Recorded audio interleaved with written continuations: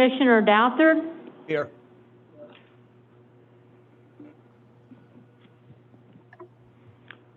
We'll start tonight with public comment. Is there any public comment from the audience?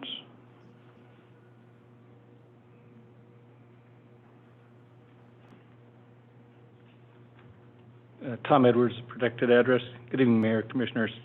So I gave you a handout. This is from the Florida Department of Environmental Protection, and it talks about seed grape trimming guidelines.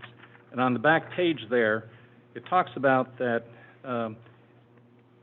these types of seed grapes that are seaward of the coastal construction line can be trimmed once a year, and if they're less than 72 inches height, no more than 1/3 leaf mass can be removed in a single pruning event. Trees that are higher than 6 feet can be trimmed down to a 6-foot limit. And so when Mike Maxwell used to be the Public Works Director here years ago, they used to do that. And they used to keep the trees trimmed on the walkovers going out to the beach. I had one of the supervisors from Parks come by not too long ago and pointed out 3 invasive species that were growing within the sea grapes that were eastward of the coastal construction line. So you have these sea grapes that can grow 20 to almost 30 feet tall. They're going to be obstructing views. In fact, there's one that's growing out now that's almost up to the 2nd floor balcony at a condo out there that I pointed out. And so I was told, well, they have to make a complaint. Well, realistically, the city should go out there and maintain it. As you do your budget, you know, do you want to go ahead and have your crew go out there once a year and take care of those sea grapes along the beaches to go ahead and maintain that view? You have an item on the agenda tonight talking about the view in backyards, and you have it so that shrubs can't grow over 3 feet height in order to go ahead and maintain that view. Well, the same thing should apply to homeowners that live along the beach. They should be able to have that view and not having 25, 30 feet structures growing up. So that was the only thing I suggest that you might want to consider in your budget, and suggest maybe Parks can go ahead and start doing this. That's all I have, unless you have any questions. Thank you.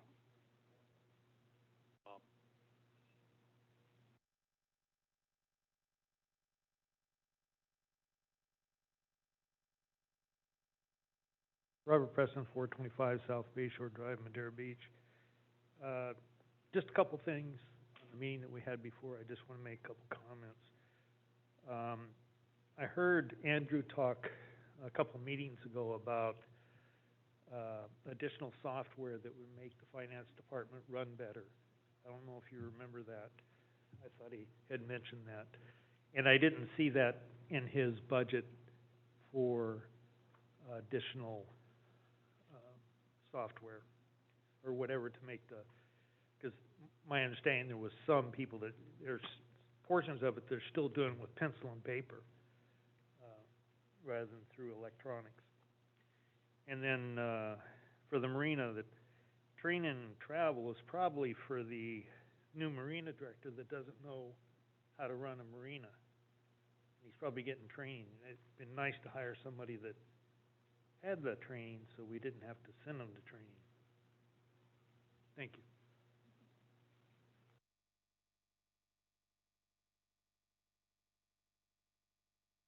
Evening. Cam Rasmussen, 567 Normandy Road. I didn't see this on the agenda, so I hope I'm not out of line here, but I know I've spoken to each of you individually about the committees that were put into place a few years back. We had a bid review meeting again this week, and I was the only participant that showed up. This has been an ongoing problem, and I hope you'll just consider that these committees are kind of, I don't want to say they're a waste because I don't want to make light of anybody's time that they're spending to help the city, but I just don't see where they're helping. They're slowing the process down, and they slow the progress that the city is trying to have. So our city staff that has to attend those meetings could be working on a lot more things and bigger, better things. And there's a lot of other ways that citizens can be involved with the city and help the city. So just hope you guys will consider that. Thank you. Thank you. Anyone else? Mr. City Manager, do we have any emails? Let me check. I know I don't have one. I thought we had one, but I believe it's for a variance meeting. So we do not have any emails. Okay. Mr. Mayor, before we get started, I just wanted to pigtail on Pam's request. Can we put this on the agenda tonight? I'd actually like to discuss that, the committees that we currently have in the city, and just throw it out there for a little bit, since it would be another month before we have a workshop meeting.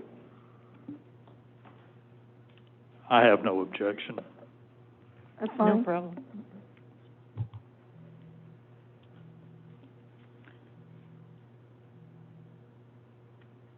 Would we like to go ahead and address this right off the bat, so we can go ahead and get it out of the way while it's fresh on everyone's minds?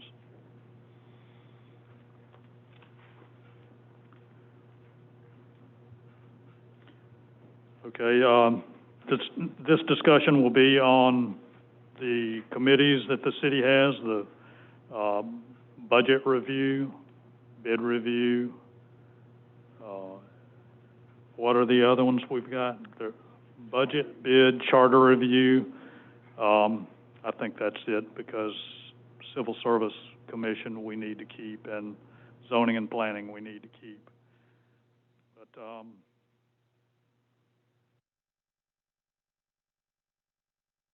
Doug, the floor is yours. You wanted to go ahead and get this on the meeting. Okay. Yeah, you know, I know these committees were formed a few years back, and it was these three in particular. And don't get me wrong, some of them have done some pretty good work. I know the Charter Review Commission, or committee, has gone through a bunch of things. I don't agree with every charter amendment that went through, but they certainly put their time in. You know, a budget review committee, you know, in the long run, the budget comes to us anyway. I certainly don't have any objections to people coming in and reviewing it, and if we wanted to set up one of those, that one doesn't bother me as much as the bid review committee does.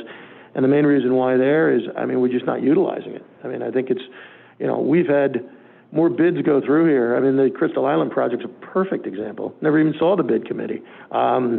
You know, the Marina investigation, never saw the bid committee. We've done, you know, we may even have some things coming up tonight that haven't even been put out to bid. The process is not being followed, and, you know, we're going to talk about this a little bit more in depth tonight. We are the system of checks and balances for the city, okay? So if something's not being followed, there should be no, oh, I'm uncomfortable talking about that, or, oh, no, we can't talk about that. And we operate in the sunshine. We can talk about anything we want, okay? There shouldn't be anything that's really off limits to us. So you know, I think a lot of things get lost in the shuffle there. I do agree with you. I think and we'll be talking a little bit more about the Civil Service Commission, because I think protecting our employees is, especially after the last 3 years, I think protecting our employees is very important. And obviously the Planning Commission does a lot of the legwork for us and makes it easy on us by going through all these other things. But, you know, I could see doing away with all three of these committees without blinking an eye. I spoke with Pam the other day on the phone, and some of these committees are really good. They do make sense. Some of them do. There are some that they just basically show up, or some that don't show up at all. I don't mind the committees, but it's just the fact that we do something and then we don't hear about it until a later date. And then this is a decision that has been made and it's given to us to approve. I am not that enthused about the charter or the budget, or, you know, some of the other ones. I do have to admit, with the vice mayor, he did make a lot of good suggestions in his speech, and I do feel for Pam, because she does come in and she works, and like she said, she was the only one that showed up at the meetings yesterday or the other day. So as far as I'm concerned, I'd like to eliminate some of these committees myself, and that's basically my view. And again, thank you so much for your time coming in. I really appreciate it. Well, I gotta say, I agree. There's 3 committees, or advisory boards, I guess is what we call them. Charter review, budget, and bid review, that, probably unnecessary, and they do slow the whole thing down, especially the bid review. We get in a bid for something, and if no one shows up but Pam, then she can't do anything, or she doesn't want to do the whole thing herself. I don't blame her.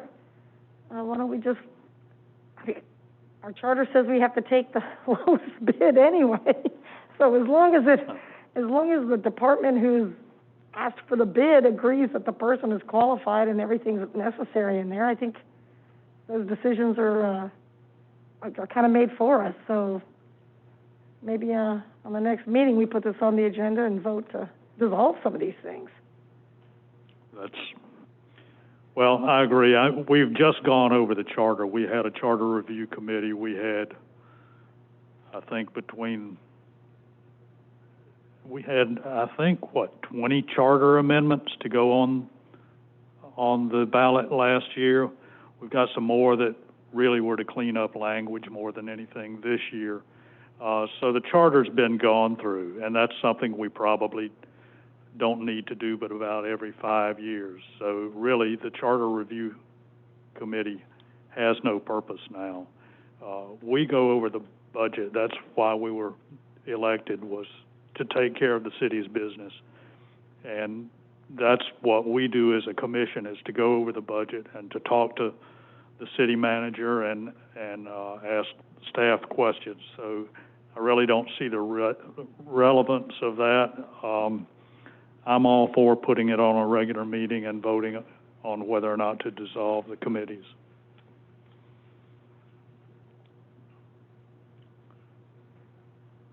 City manager, can you give us some guidance on that? Can we just put this on our next Right, I'll add it BOC after hearing the meeting? comments, and I'll make sure that that's added on the agenda. I Okay. took a note of it, I'll put it on there.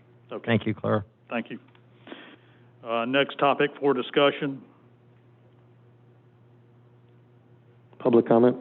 Oh, okay. Thanks, Doug. Public comment on this?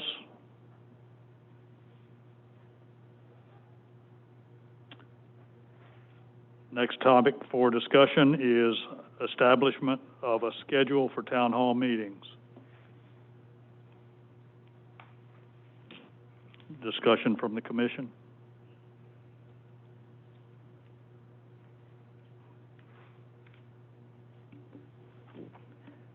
Mr. Mayor, I have a question.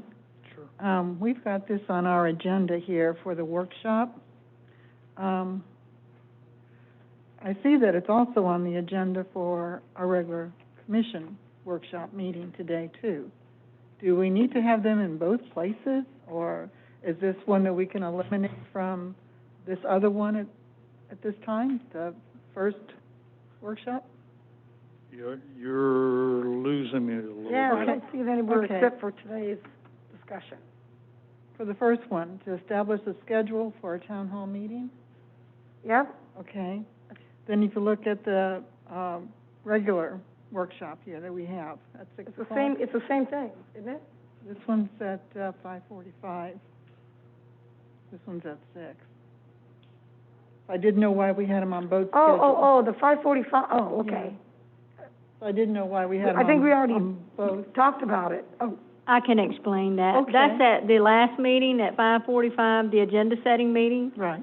What topics come forth that the commission mentions in meetings like tonight, you mentioned some to bring to the workshop. Those items will be added to the August agenda setting meeting. And then when the mayor opens up that meeting, the commission goes through to see if they want to remove one or add, and then whatever the finalized at the agenda setting meeting, those items get added to the workshop because you don't discuss them in agenda setting meeting. No. So those items gets moved copied over to the workshop meeting agenda along with all the others that was added and all. And that's how we come up with this. And then in the meantime, other things gets added or, and then when it comes time to publish, that's what you have. That's the reason you saw it on an agenda setting meeting. Because it was listed, and you agreed to talk about it and added other items, and this is the results of the agenda setting meeting. Okay, all right, thank you. You're welcome. Okay, I'd like to open this for public discussion first on these town hall meetings. Is there any public comments on this?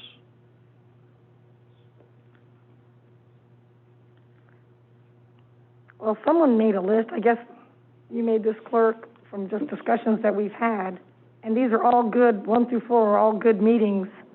I guess we won't be able to, like, actually schedule the impact fee study update until we get that gentleman from university to come and update us on that, so.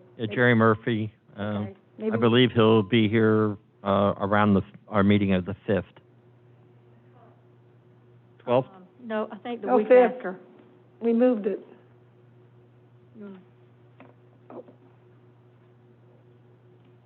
Okay, I don't,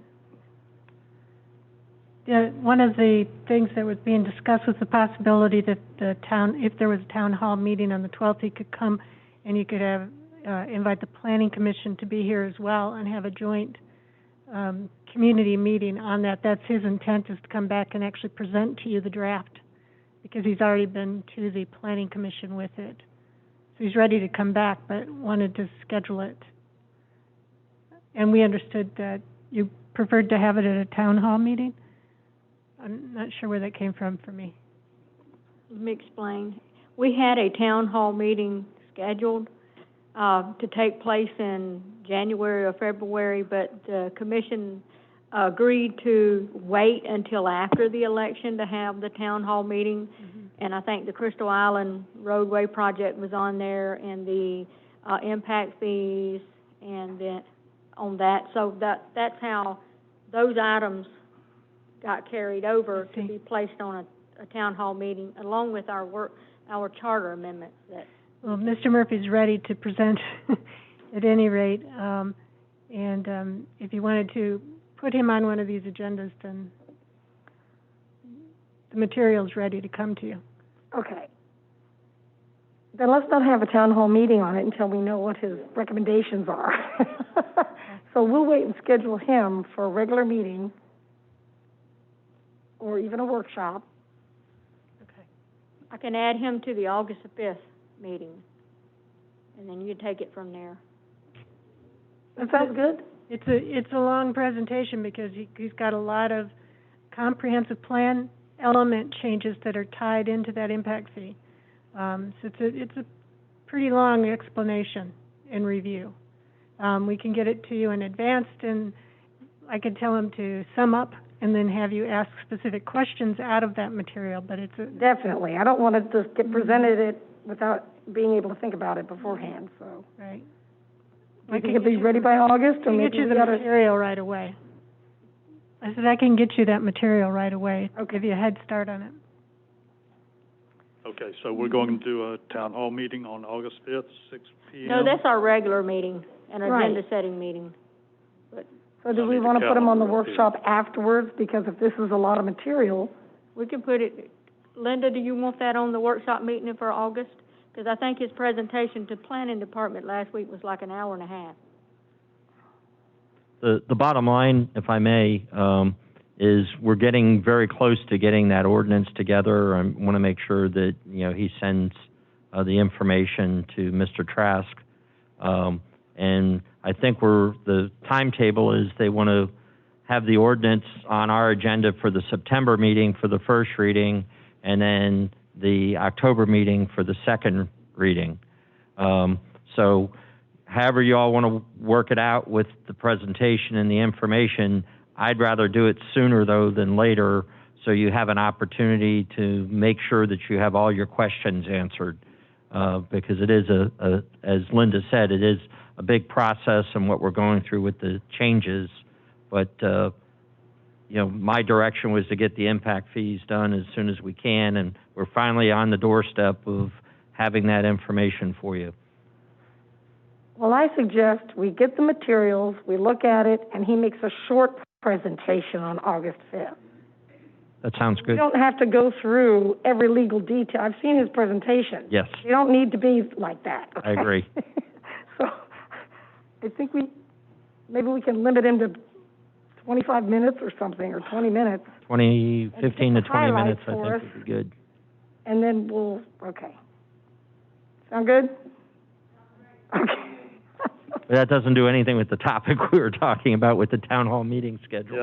Yeah, impact fees aren't really a town hall meeting I mean, I think we've all agreed, we want to institute them, and Right. now we're in the process of doing it. I think the thought process of January, we were earlier in the process, Okay. and now we're further down the road, so. Yeah, y'all caught me on this. I was a deer in a headlight on some of this that was just being talked about. Okay, so town hall meetings. Well, the one on the budget and the millage rate, we're gonna be doing that next week, so too late for that one. Pretty much.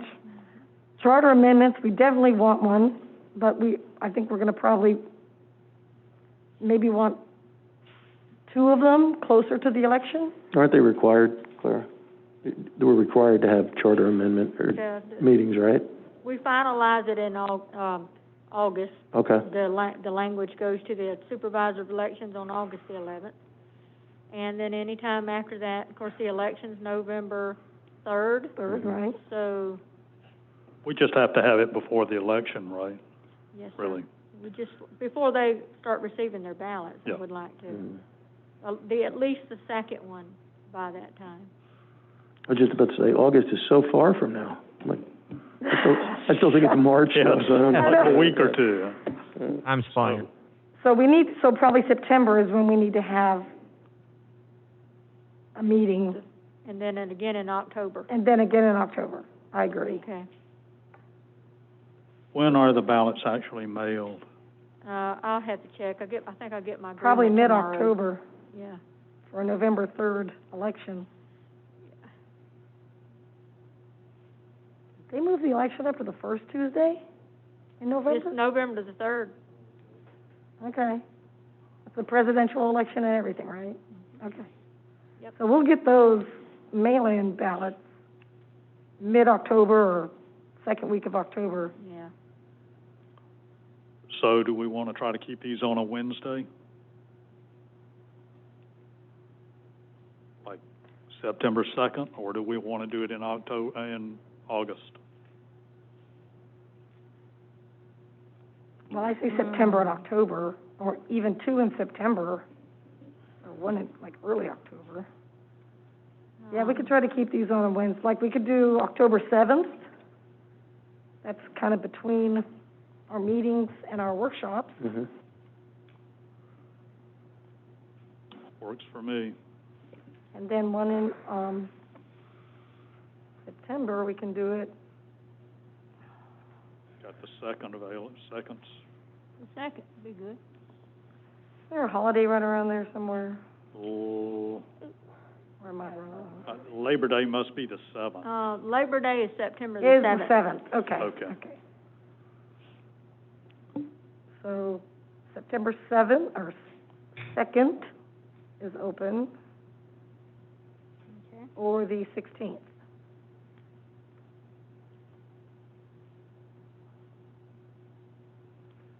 I'll take your pick. I'm good either day. I am too. If I can suggest maybe the 16th, for some reason, I think our trim meeting has to be somewhere around the 2nd. But I don't have Andrew here to double check with him, but if Okay. it doesn't matter to you, either one, I can make the suggestion of the 16th. Let's do Okay. the 16th then. So we'll give everybody two chances, and we'll have like a question answer, and why certain things are on there. That will be, what, budget and millage, I know the charter amendment charter? Okay. for the November 3rd general election. Because we're not gonna have one on the budget and the millage, because that's too far gone. Okay. So we got two of them pretty much scheduled here. I don't know if we need a citywide Crystal Island roadway improvement project, I mean, That was on that previous, town Okay. hall meeting agenda that you postponed, is all. all right. So we have August, September, and October. Be thinking of, I guess, topics after that.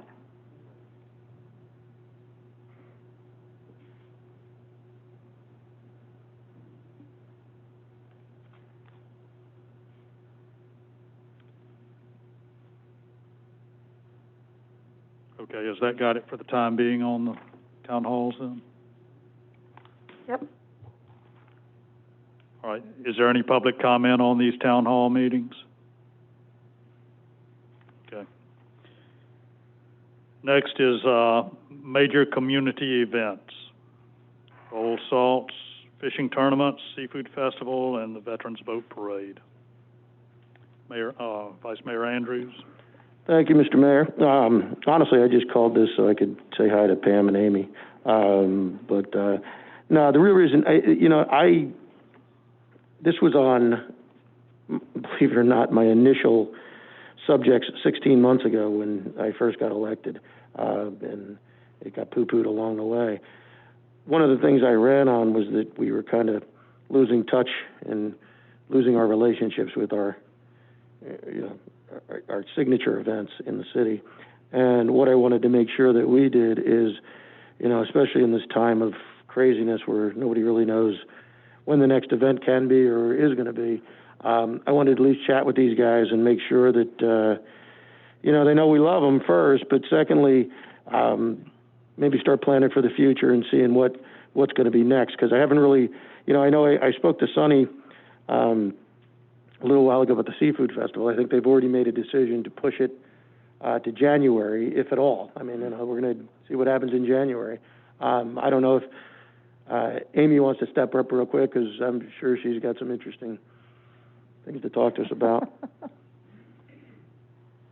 How are you? Good. How are Good to see you. Hi, Amy. Your fee is going up to $100,000 this year. Oh, that would be hard. So, right now, as far as a board, we've made no decisions on the fall event. We're crossing our fingers this goes away, but it's not looking that way at this moment. We might explore some virtual tournament stuff. We really, at this point, have no plan for the King. It's tough to kind of put something together. The other thing I wanted to bring up to you guys, too, was a previous commission kind of put some hurdles in place that made it a lot more difficult for these guys to actually conduct their events. We don't have those contracts in front of us or those stipulations, but I would like to, at some point, take a look at those and maybe readjust those. There is no reason that events that have been in this city for 20 years or 25 years or anything along the line there should have to show us a profit and loss statement. We want them to make money. That means they're going to come back and continue to do their events here. These guys have always been fair about paying their share. Again, this is an event that's buried in our DNA here in the city. I mean, everybody looks forward to it, and I think, everybody's going to be sad if we don't have one in the fall. It's not going to be a happy time for us. So, I just think that we need to kind of take a look again at our procedures, our event procedures, and our event manual, and what we're charging people, because just like we are, everybody's hurting. So if we really want to kind of, when things start swinging back into the concert season and the event season, and we're able to kind of go back to whatever the new normal is going to be, we want to be able to attract events. We want to be able to bring some fun back to the city. So that was one of the things that I wanted to bring up to you guys, and I just wanted to see how these guys were doing and making sure. We would love to discuss, our contract, where it's at. I mean, we're getting most of the way through it at this point anyway, so it might be a good time somewhere in the next, 6 months to get together and review some of what's going on there. Excellent. So, but we're hanging in there. We're doing all right. All right. You have any more questions for us? No, I do know when we do get our events back, we will need some help. I mean, it's taken a toll on the organization, not having it, not being able to fundraise like normal. So, like I said, we'll take it one step at a time, and we're looking forward to getting back at it as soon as we can. Excellent. Excellent. All right. Keep us informed, okay? Thanks, Amy. Thank you. Thank you. Pam, your turn.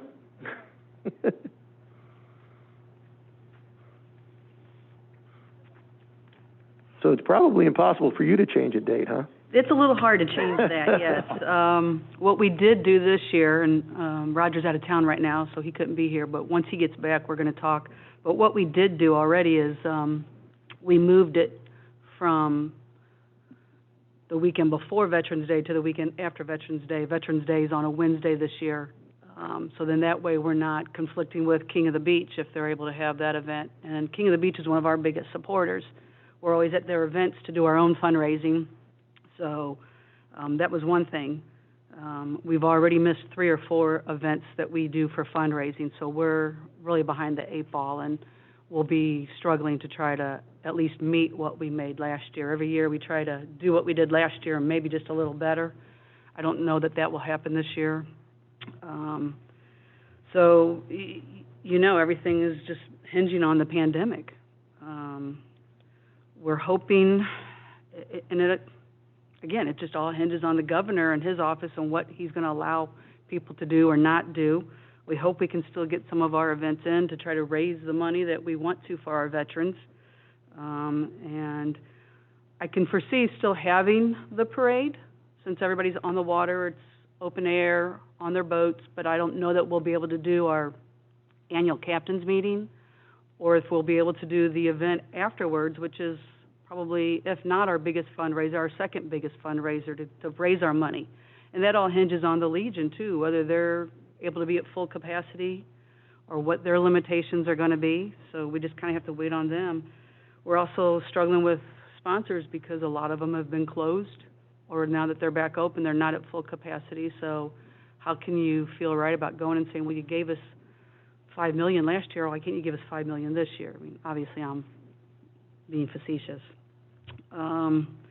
So yeah, we just don't have any extra funds right now. I know City Manager Daniels and I spoke previously about, we always try to have an event here at Rock Park, and we just don't have enough staff or volunteers to get that off of the ground.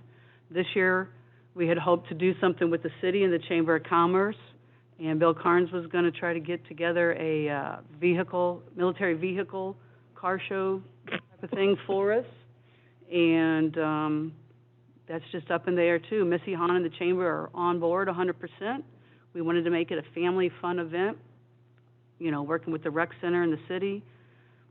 Again, that's just up in the air. So that's about all I know right now until we can see what's going to happen in the next month or two.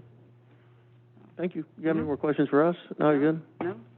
John? Just, anybody? Very appreciative of all your support and, you know, the resolution that you made several years ago to support us with that, so thanks. Thanks, Pam. Thanks for all you do. Thank you.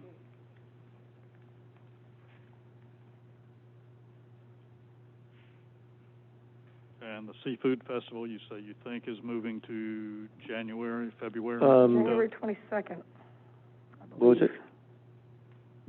Jay, do you have a date? Is it? Okay. Yeah, 22nd, 23rd, 24th. Okay.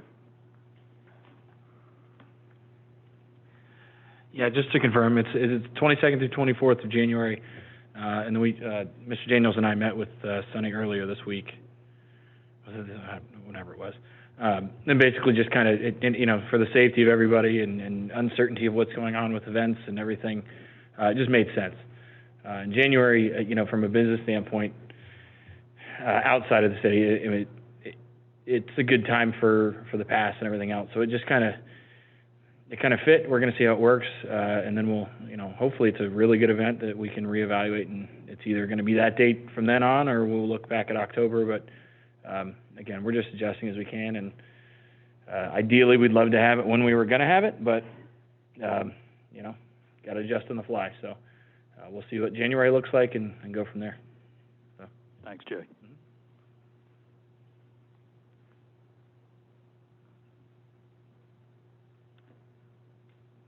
Next up is the review of the city personnel policy handbook and a discussion about use of time clocks. Mr. Mayor, I'll take the first part. I don't have any real knowledge on time clocks, but the personnel policy handbook is kind of a very broad way of describing what I'd really like to chat about. I've spoken about this a bunch of times before, and the main gist is really twofold. It's pretty much, for the last 3 years, the complete disregard of the simple procedures and policies outlined in our charter and our employee handbook. And really, and this is no disrespect to Bob, but the asserted amount of power and trust we've placed in our city managers without proper oversight. Regardless of what we've had in print, we need to really hold these people accountable. I mean, again, I talked about this a little earlier. We're the system of checks and balances here, okay? So we have to be, now we can't get involved in the day-to-day operations, but certainly if conditions aren't met and the charter is being broken and rules aren't being followed, and there's no consistency, we do have the opportunity to step in and at least give advice and to be able to talk through it so that we're not making these mistakes, because eventually we're going to end up in court, and I don't want to see that happen. So if it pleases the board, I'd kind of like, we're going to be meeting with the Civil Service Board on April the 5th, correct, Clara? August the 5th. August the 4th at 10 o'clock a.m., and I just want to make sure that that is a joint meeting with the Board of Commissioners, August the 4th. I think that's what we decided, right? Y'all are killing me. Okay.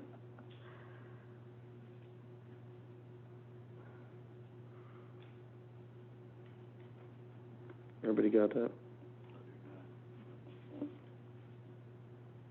I think I already had it in my calendar. Okay. Well, anyway, I'd like to set some ground rules for that joint meeting. First, and frankly, the most important part of this is everybody that we call to speak during this hearing, or during the hearing on the 4th, they've got to speak up. There can't be no, I won't discuss personnel matters in public. Yeah, you do. We operate in the sunshine, and we are the system of checks and balances here. And frankly, you know, if you're doing your job correctly and adhering to the rules, there should be nothing to hide and no problem discussing in public. And the second, there should be no, I'm not comfortable doing this, okay? If anything we learned from that Marina forensic investigation, that could have been resolved in 2 seconds had the former finance director had the courage to tell us what was going on, okay? And honestly, it wouldn't be on the agenda tonight if he had done that. So, bottom line, give us the facts or we're going to replace you with somebody that does, right? The days of collusion and cover-ups are over. Do I have a consensus with you guys on that, on those parameters, that everybody can speak freely? Yes? Okay. Yes. Cool. The topics for the joint meeting are pretty simple. The first one's firings. I'm all for firings, honestly. I think they're an invaluable management tool. But nobody's above the charter and the handbook, and for a long time we just haven't been doing things right around here. Okay? Civil service hearings, I'm not sure we could have handled the one that we did any worse than we did. It was a gross miscarriage of the due process that we afford to our employees. It's protected by them in the city charter and in the handbook. Pre-termination hearings. I don't know why our civil service board sat through a 6-hour pre-term hearing. It's not something that falls in their job description, and we did that as well.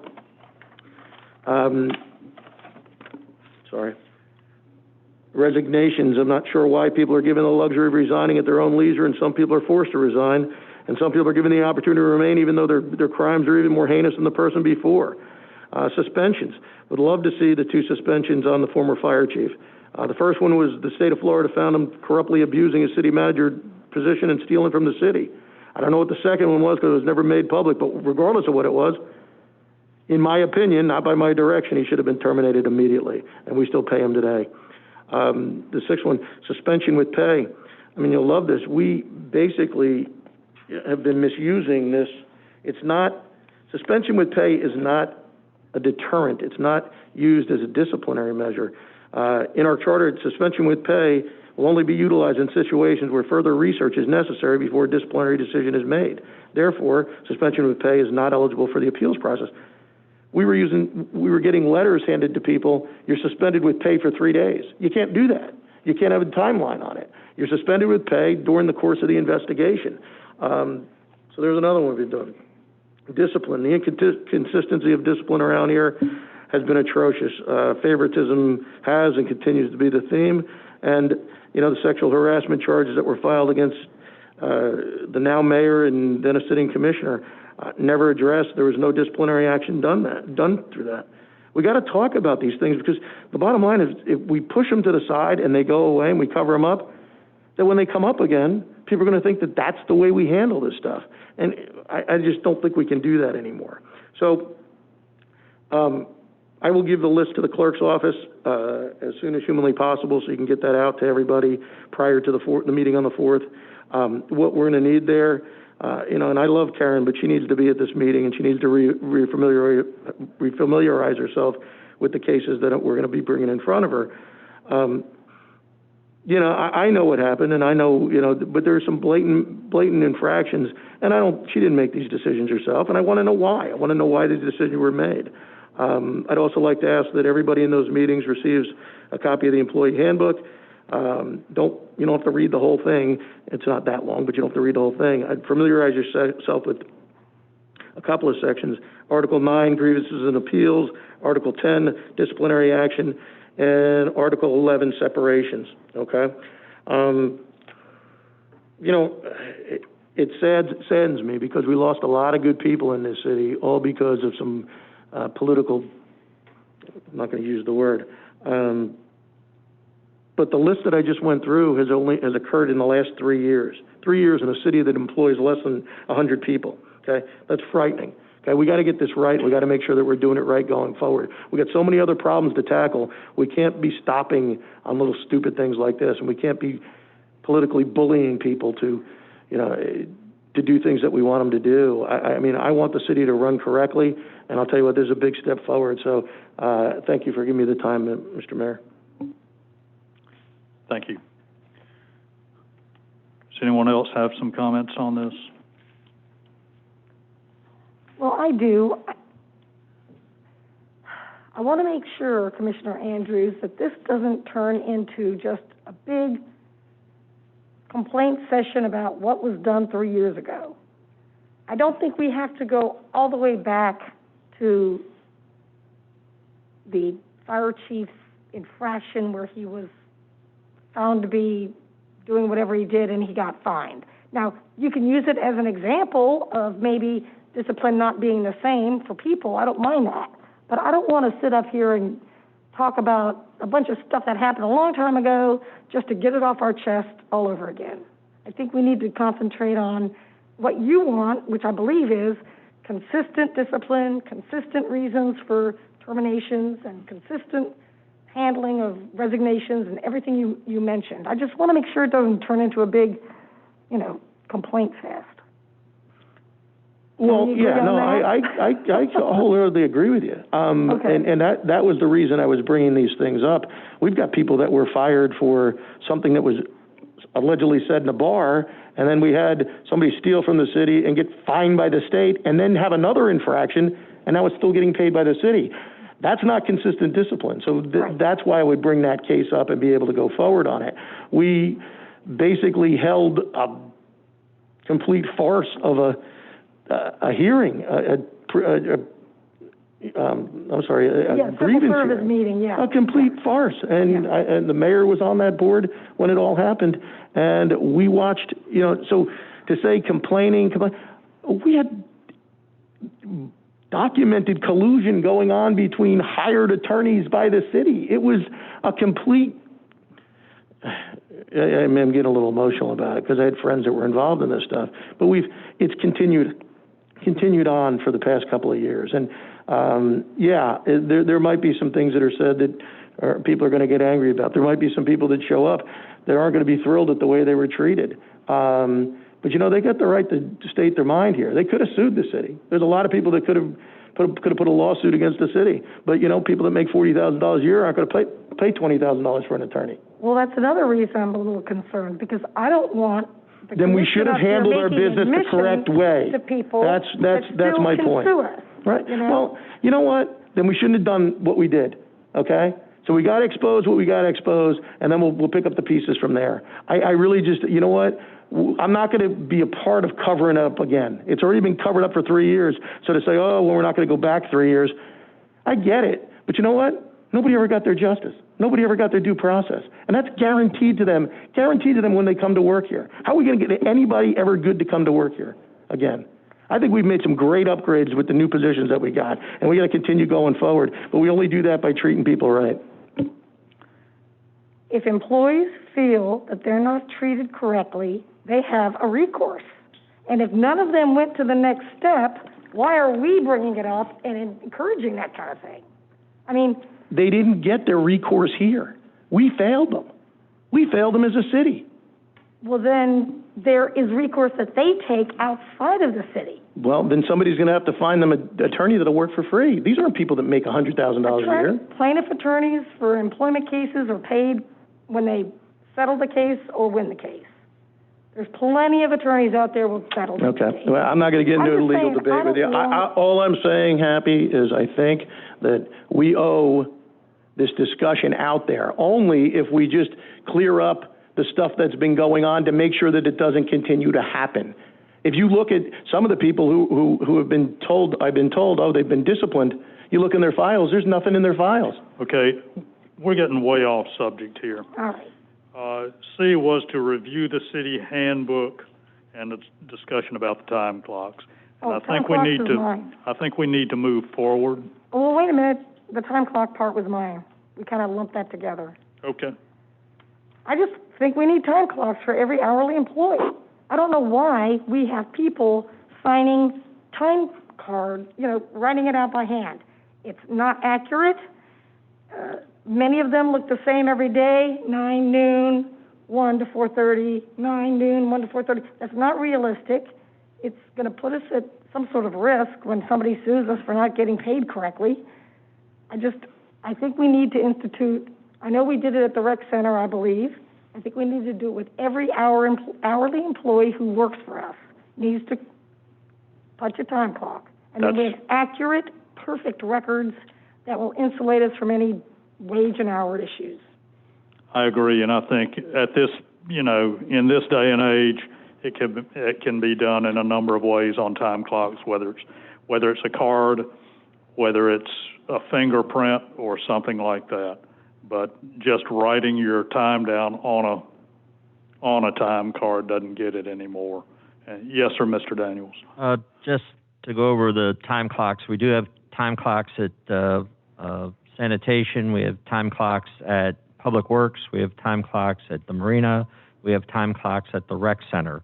There's 2 places that we don't have time clocks. One of them is at the fire department because they all show up at the same time. They work a 24-hour shift. The lieutenant on shift makes the record of who's there and so forth. The second place is here at City Hall. We were had some discussions with Karen. We're looking at different technologies. One of them is a system where you go to punch in or use your card to punch in, and it takes a picture of whoever's there. So now you know who actually punched in. But the swipe cards working as the access control, that's another way of doing it.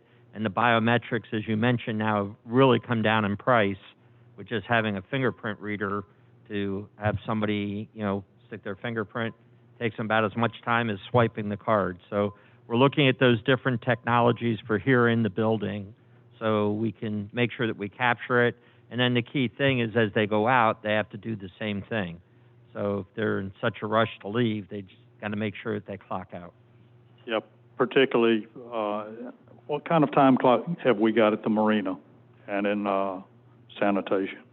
The sanitation one, I think, is one of the ones that they purchased from Paychex, who's the provider for our item. I haven't been over there since it's been installed, but I'm of belief from Karen that it was installed. I don't know if Jamie's here. Oh, you're behind me? Oh, good. Do we have one in sanitation? We don't have any yet that are installed at all. The ones that we were going to get from Paychex, they didn't install. Karen, can you come to the microphone so we can get you on the tape? We were going to, at our last commissioner, or city civil service meeting, we had decided we were going to go all automated with our human resources and payroll and time cards. And when we started the training for the time clocks that we got, that were where we would swipe our card and whatnot, the software with Paychex didn't talk to the time clocks, didn't talk to the payroll. And it was just a mess, and so I sent those back. But the ones that are at the sanitation, the Marina, Public Works, and they're punches. They're just a punch clock. You know, where you have a time card, you just punch it when you come in and when you go out. But I'm hoping soon to get some of the app for your phone where you can clock in, the geofencing, and then when you enter the door, you would swipe your card. You know, I don't really want to do the fingerprint just for health reasons. Phone thing. Huh? I don't think the phone thing is I think we need a system where all the time clocks are the same. Yeah. An employee punches their swipes.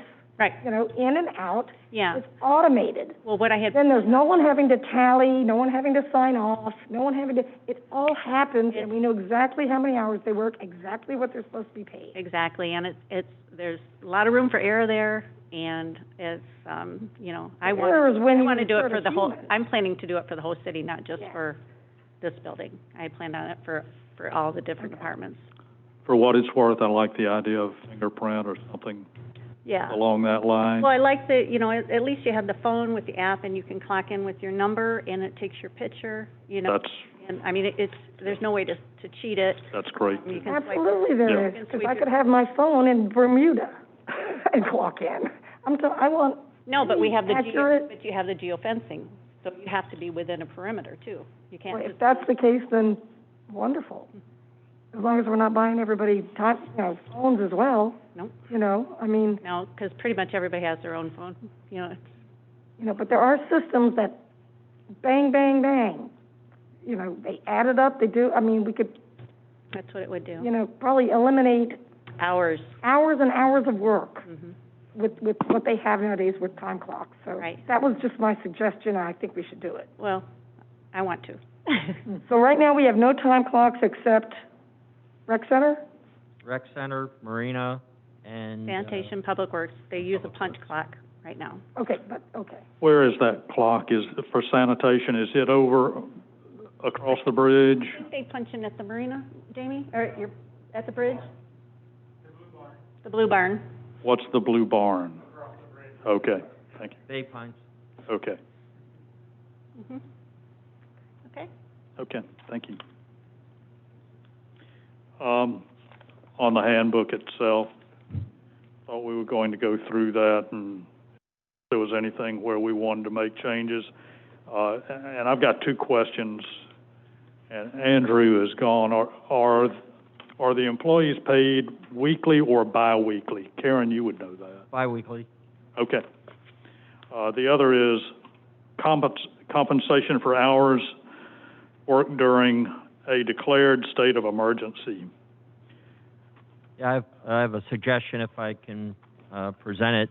That falls in two places. It falls in the employee handbook and also our emergency operations manual. And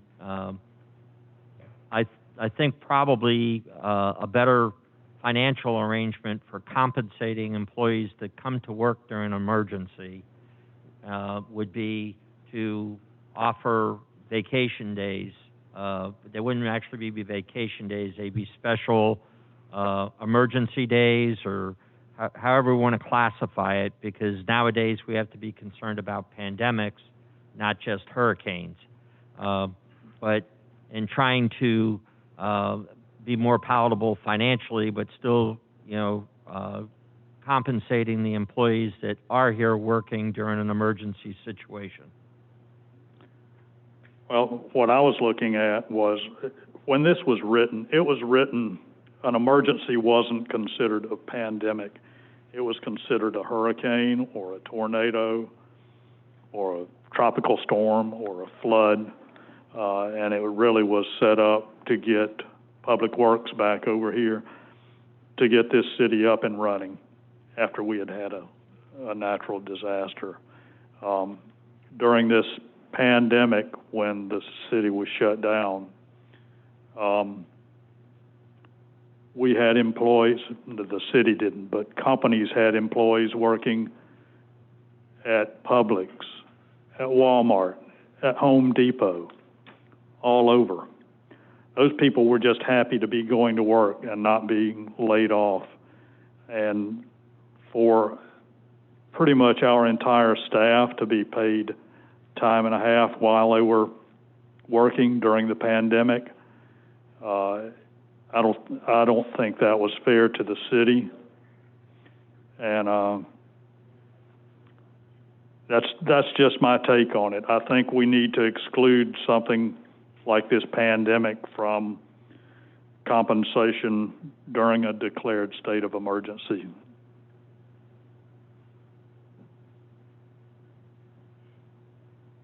I agree. Any other input on that? Agree with it 100%. I thought at a minimum, this is not the city manager's money to dole out. We got to make the decision on what happened. This was a special occasion. This was something different, but he had access to all of us, and he made a decision on his own.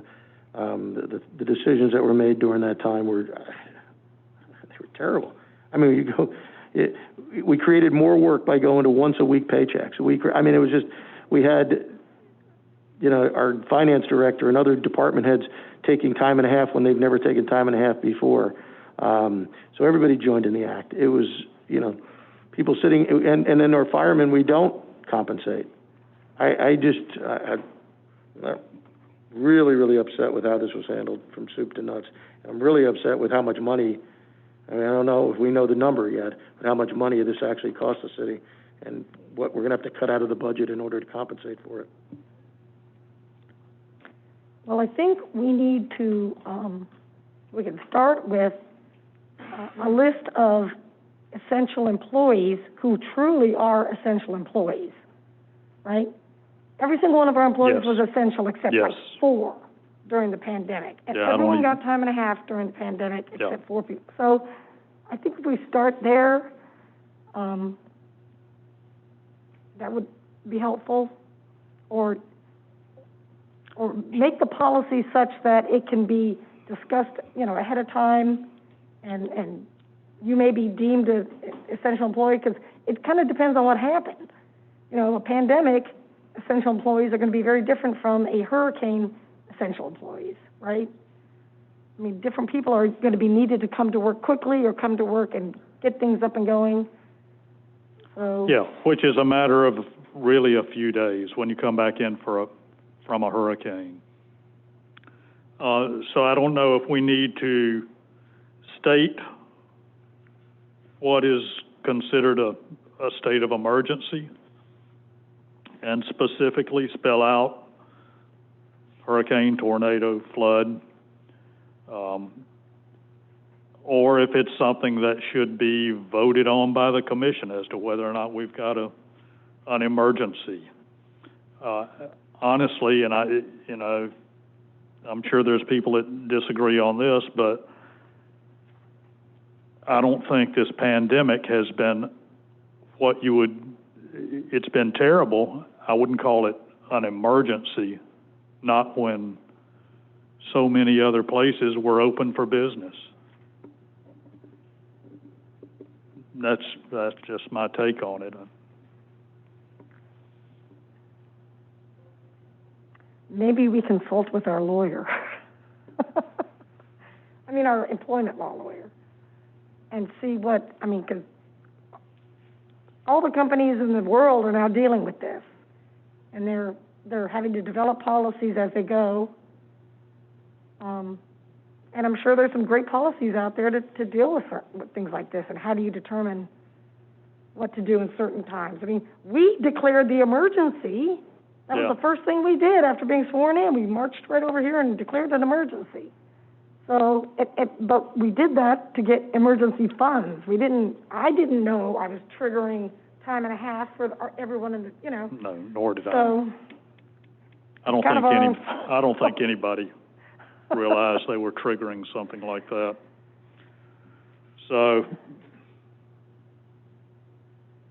we need to probably rewrite the emergency compensation policy, say it has to be declared an emergency by the city manager, and based on the type of emergency, we will determine whether you are called into work, whether you're furloughed, or whether you're paid time and a half. I don't know. You got to make it a little squishy, because there's no one-size-fits-all.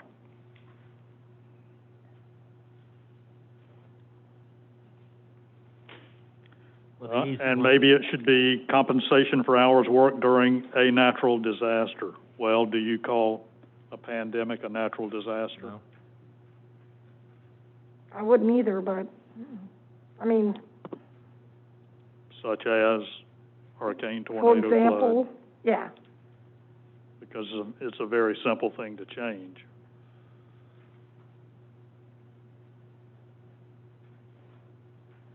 Mr. Trask, have you got any ideas on this? I think you hit the issue right on the head. There's no definition for emergency or emergency period. That needs to be defined. You can separate out emergency period from emergency under natural disaster. There are a couple of different ways to approach it. My suggestion is that you have your expert staff, Karen, give her recommendations to you, and we also have an employment lawyer in our office. There's no need to go outside our office. We have one that specializes in that, and we can provide. His name is Rob Eschenfelder, and Rob can help us with this as well. So we don't need to go outside. Okay, the expertise. Good. We have that. And as I understand, there are two places that would need to be changed. Yes. Okay, in this and in our emergency. Emergency Operations Manual. Okay. Yes, which we're doing the revisions on right now through the fire department. Okay, do we have a consensus on making these changes, and we can? Yes. Okay.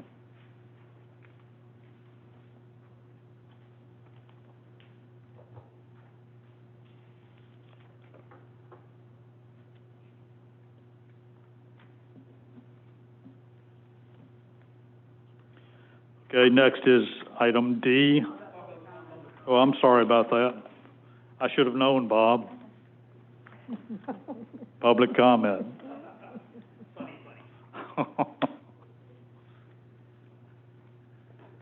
Robert Preston, 425 South Bay Shore Drive, Madeira Beach. As you know, you approved me for being on the Civil Service Commission, and I contacted the city manager through email about making arrangements if employees choose to talk to me, and confidentiality about the employee handbook if they have any concerns or any thoughts about it or something that doesn't seem right to them. Doesn't mean I can make any changes, that's totally up to you, but I would like to hear what they have to say about their own employee handbook, because it's nice to see both sides or hear both sides of the feeling. You have the administrative side and you have the employee side. And as part of the Civil Service Commission, I think it's important for me to be able to have that communication with the employees as well as the administration about the employee handbook. So, City Manager Daniel said that he would try to make those arrangements for me. I gave him my phone number. I will be glad to go to anybody's location, or they can call me. I can go to them, whatever the case may be. But I want them to be assured that names will not be a part of any of the conversations that go beyond them and myself. I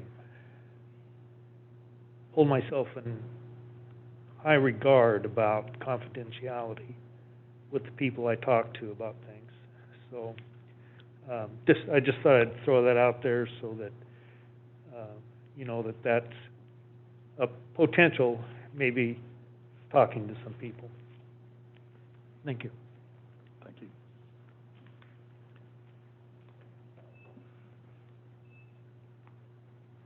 Tom Edwards, Protected Address. I was waiting for someone to make the recommendation to go ahead and have a labor attorney, employment attorney appear to give you advice on your discussion here, as well as the meeting that you would have on August 4th. I think it would be good to have a labor attorney there, especially if you're talking about discipline matters and kind of guide you through that. I know Ms. Price has experience in that area, but you want someone that is working for the city to give you guidance on that. So I would recommend that you have your labor attorney there at that time. Another bonus for having Mr. Trask's. I'm sorry?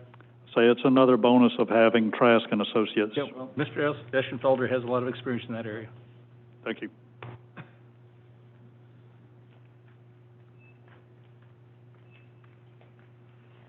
Pam Rasmussen, 567 Normandy Road. Couple things. Mr. Preston, that's a great idea, to meet with employees. I wish I had thought of that when I was on the Civil Service Commission.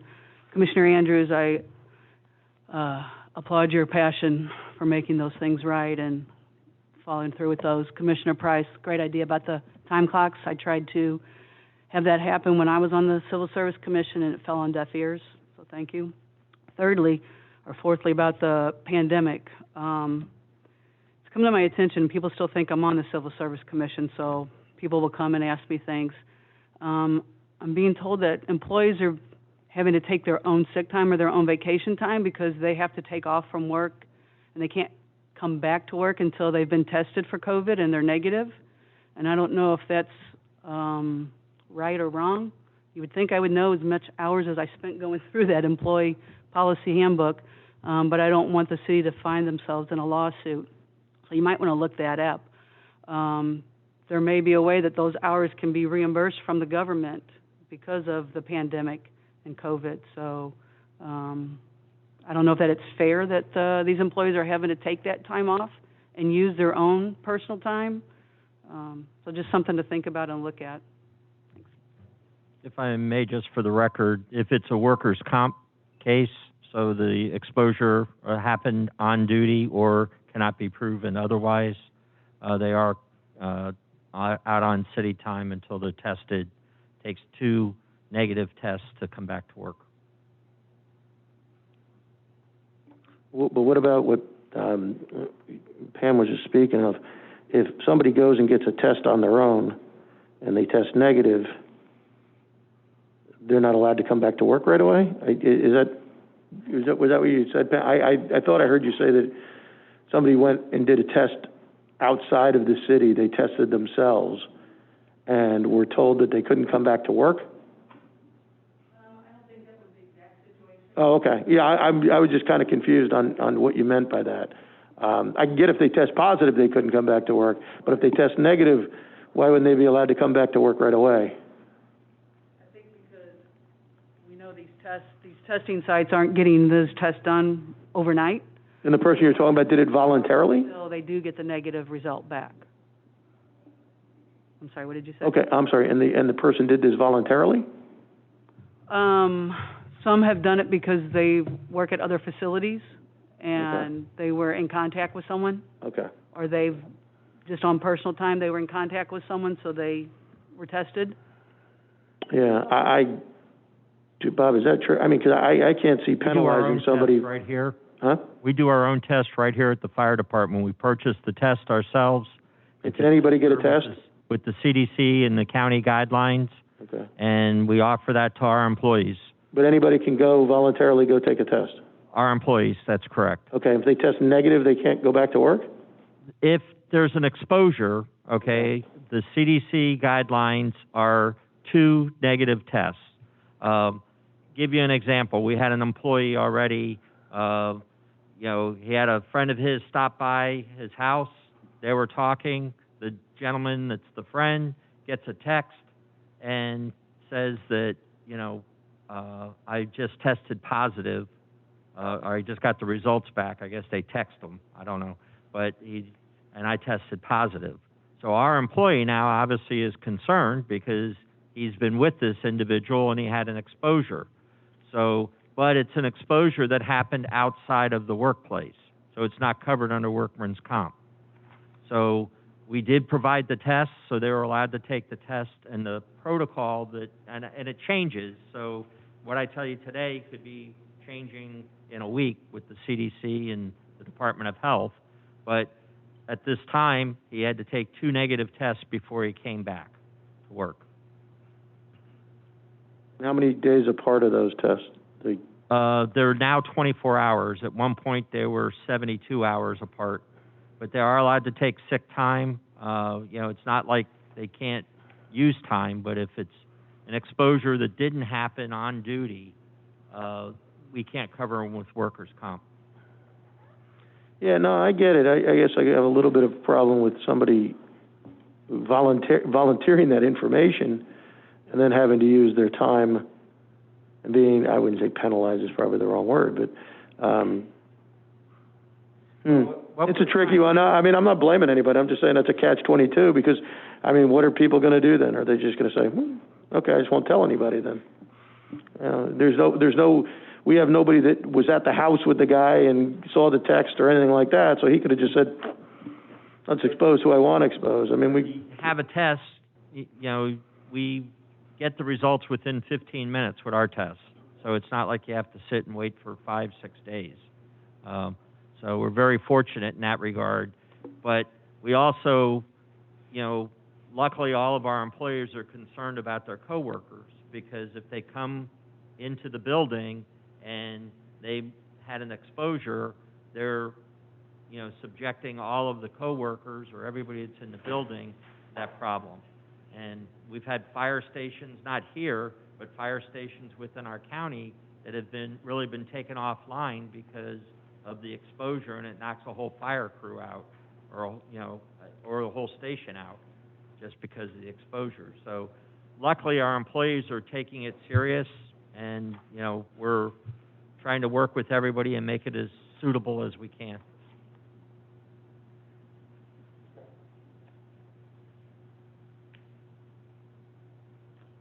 Is there any other public comment on this? Okay.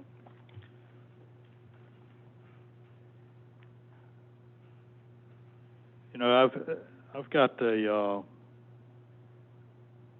pamphlet here from Network People, and this is kind of out of order, but these guys have been hanging around for a while now. Did y'all want to make a presentation to us? Is that? Can we take them now?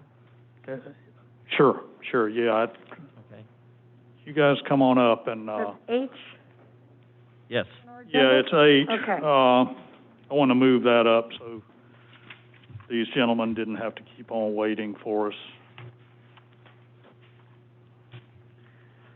Thank you, Mayor, Commissioners. And my name is Nate Freeman, President and one of the founders of Network People, and Hunt Brand joining me tonight. He's your Chief Technology Officer when he's here on site.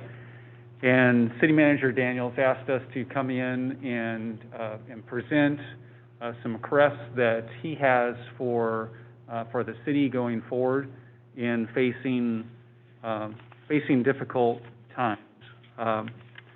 As I've gotten to watch and listen in each of the subjects that's been brought up, COVID has been very interrelated to almost every one of them, and it has been in IT as well. We have clients that have asked us in ways to try and reduce cost while still trying to balance what they need to get done. And that was the number one request that Mr. Daniels gave of us, is the challenge of reducing the overall spend for the city while allowing more flexibility for being able to work remotely and work in different ways because COVID now requires it, while not giving up on the importance of staying secure for your IT. So that's what we wanted to present to you, and then we're here to answer any questions that you have. On page 2 of, I believe it's your document there, the initiatives are reduce the cost, maintain advanced cybersecurity levels, work flexibility, and what we mean by that is allowing users to be able to work from home, work from the office, work from an internet connection, be able to make video connections and video calls using new software that is available in the IT planning.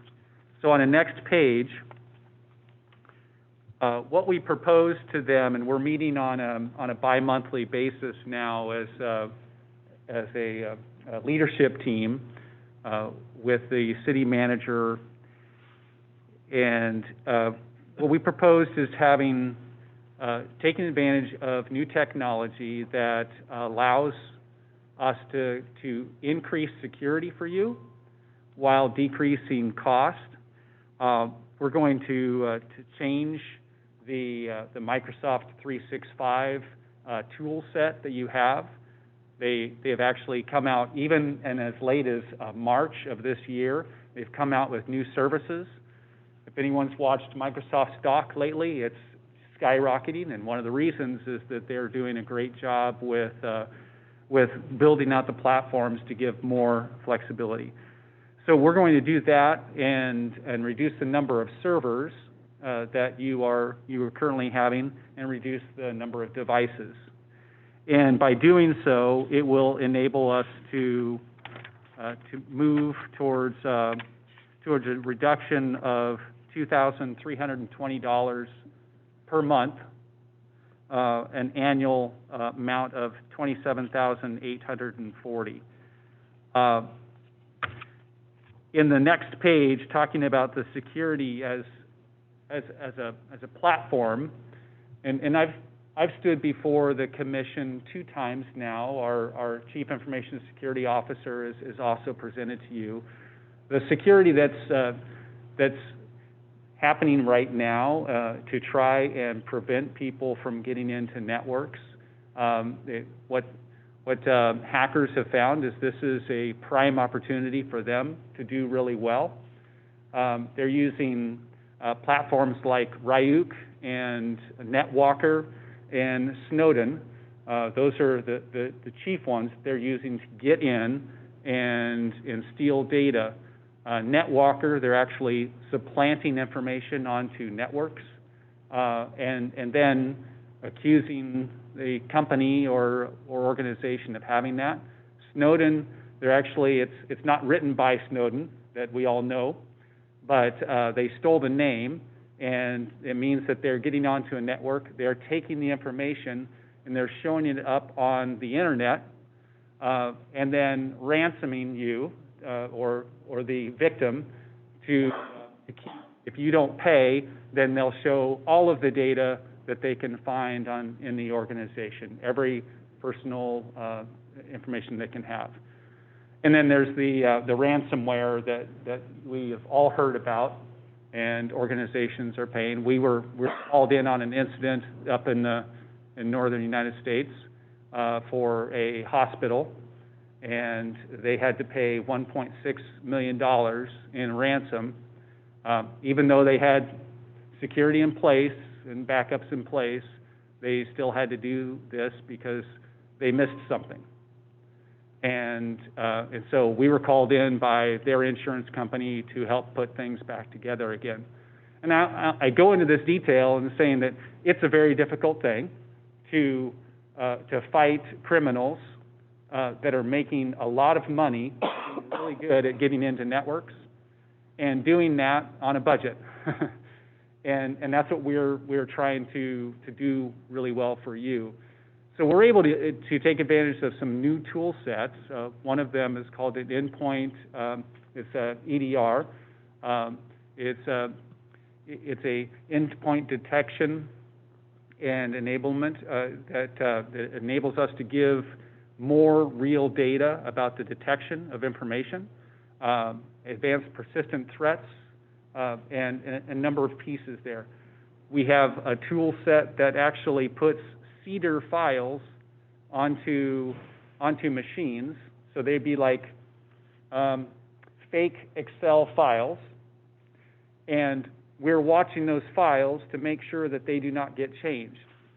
And if those fake files get changed, as in encrypted or stolen or moved to a different spot, that throws a flag and enables us to be able to detect it faster. And if it's a fake file, then it doesn't cause any damage except that we're detecting. So those are all arrays of information that we're looking at to try and keep the city safe. So that's what our plan is to to consolidate the tool sets and use single panes of glass to watch and detect what is going on, and be able to protect the city while we're reducing our overall security agreement price, and we're increasing the amount of time that our Chief Information Security Officer is reporting to the senior management team and investigating different issues. So that's how we're able to do that. On the next page, it shows the numbers there. By switching to Microsoft 365 offering, and you're already using Microsoft 365 as a city, but we're able to change the offering when we enable local desktop usage instead of terminal server. And so we actually reduce the cost per seat. We're also reducing the number of seats across the board with machines that have grown over time. The city, since we started the agreement, has grown the overall devices, the overall footprint, by 244%. So since 2014, you've grown 244%. And so we're working together with users to consolidate, just use single machines and make sure that it is as efficient as possible. Then the security tool pieces that we're able to consolidate, and also part of our overall charge, we're reducing so that realizes the $23.20 per month. That would take us some time to get implemented. So from the time that we had a green light from the commission to go forward with this, the next first of month, you would realize a $996 savings on that month, and then the following month the full $23.20. And it just simply takes, we can't take out security without replacing it with other security and having that. So we would need about 35 days for you to realize the full. We also warned Mr. Daniels that in doing that, we would need to work in concert with each of the employees and be very diligent with everyone to make sure that all the changes were made so that you could have the savings as soon as possible. Let's see, Hunt, I was going to have you present on the work flexibility. The next item on page 6 is work flexibility, and as Chief Technology Officer, I'm really excited about this part, because as Nate was saying, Microsoft has done a lot of amazing things with their offering. And so the plan we're recommending that we're reviewing with your staff is not only to bring Word and Excel and things like that in, but it also brings in the ability to use an application called Teams, which is, everybody's using Zoom these days. Well, Teams is sort of Microsoft's version of that. And what's really neat for the staff is when you use Teams, it automatically ties in to all your emails, all the other utilities you're using, all the other files you have.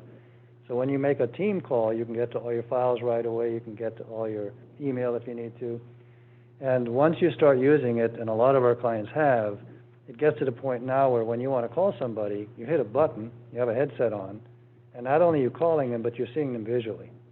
And that really changes things when you're dealing with vendors you have to work with or people you're meeting with. And so after a while, you get used to seeing their face on the screen, and it really helps with the dynamic of how you work. Also, if you have a question, Mr. I do. As a municipality, how is this going to work for us in this setting where we have to have an open meeting? So when you're in this setting and you're having under the Sunshine Law, then you would want to use what your Chief Information Kurt does for you, and you'd want to use that system. You would not do that here individually. That's my question. I didn't know if, there are times we may have it to where we can't have people in the chambers here. Right, but so is there a way they can go online, or have we strictly got to stick with what we've got now?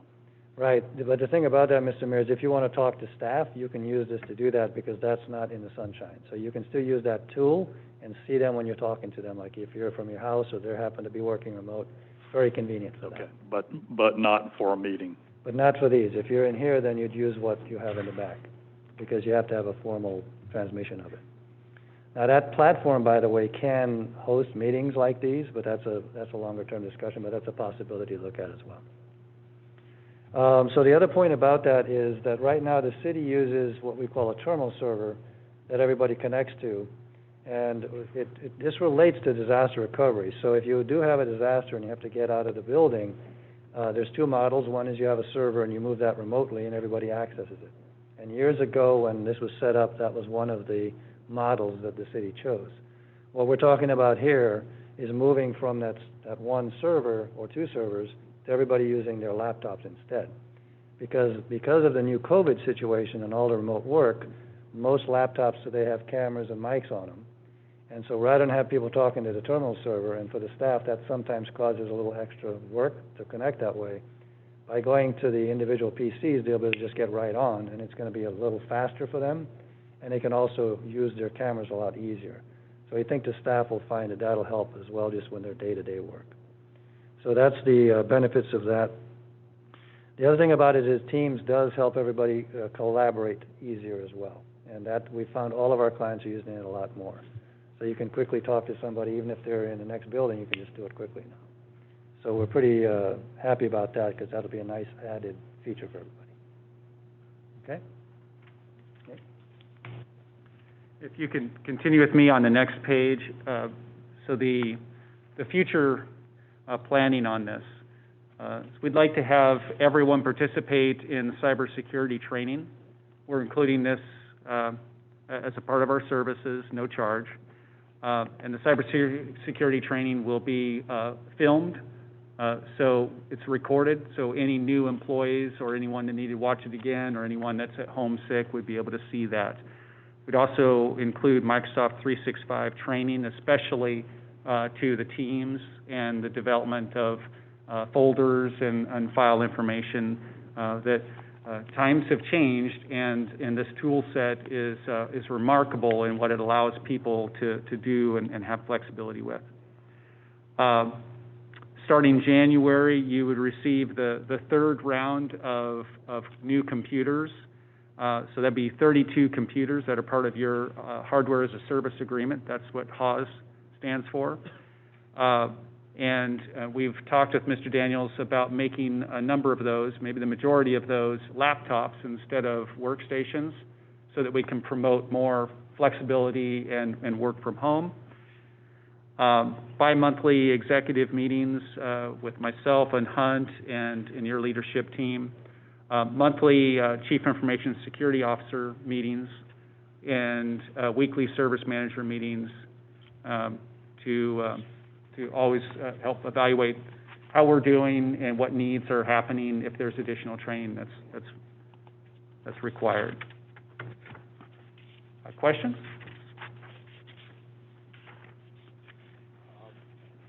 Back to our monthly savings. What is our monthly cost right now? You're at approximately 13, I believe, Clara.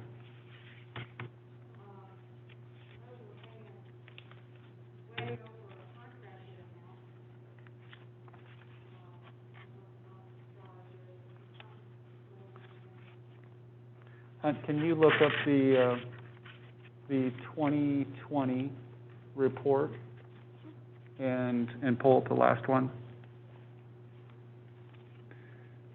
So it's actually less than that, because you pay a one-time, the annual fee for the hardware as a service agreement for the 32 users of $64,600, so $64,600 and change.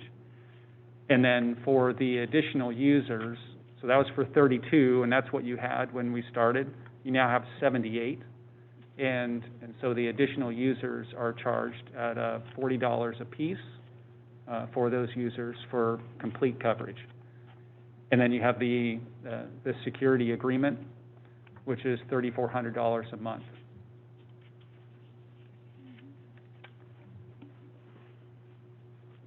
So grand total, that works out to how much?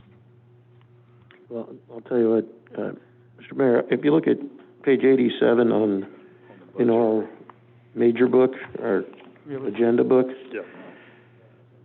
I mean, it looks like, and I think you just explained one portion of it. I'm certainly not blaming these guys, but page 87 shows that when we got into this contract, we approved a 10-year contract at $64,679. Now, there are a few things that happened along the way. There was a security breach. But 2018, we paid $188,000. 2019, for fiscal year, you paid $220,000. And extrapolating out to 2020, we'll be at about $223,000. So,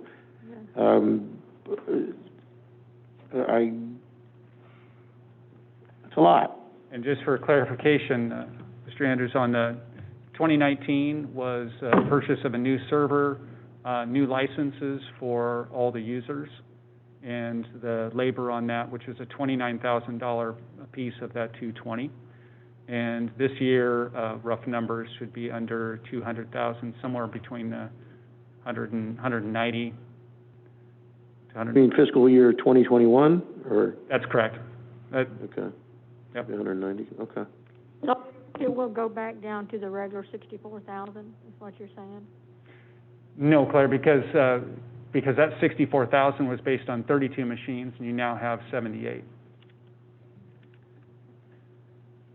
Do we even have 78 employees? I think we would have to change the contract, wouldn't we? Or is it like dead, or? I don't know. I don't think we have 78 employees. What are we doing with 78 machines? Yeah, but how do we go from 32 to 78 as far as what you're basing your numbers on? I mean,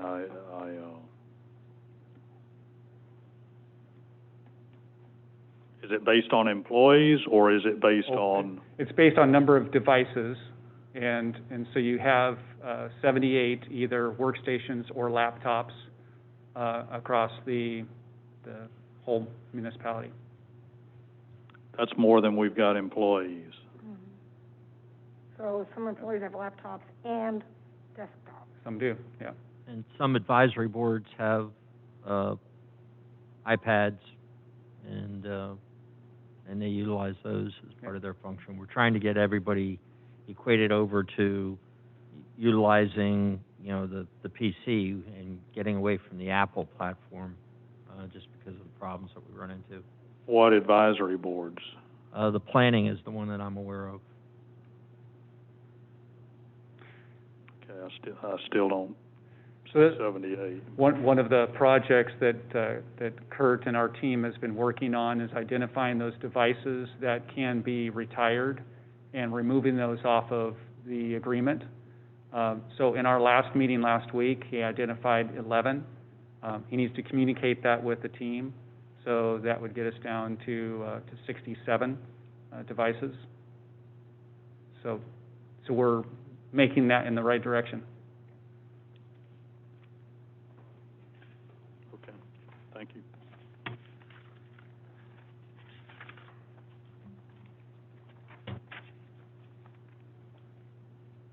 Any other questions? Did I hear you right? One more question. Did I hear you right that your Hans, is that your first name, or?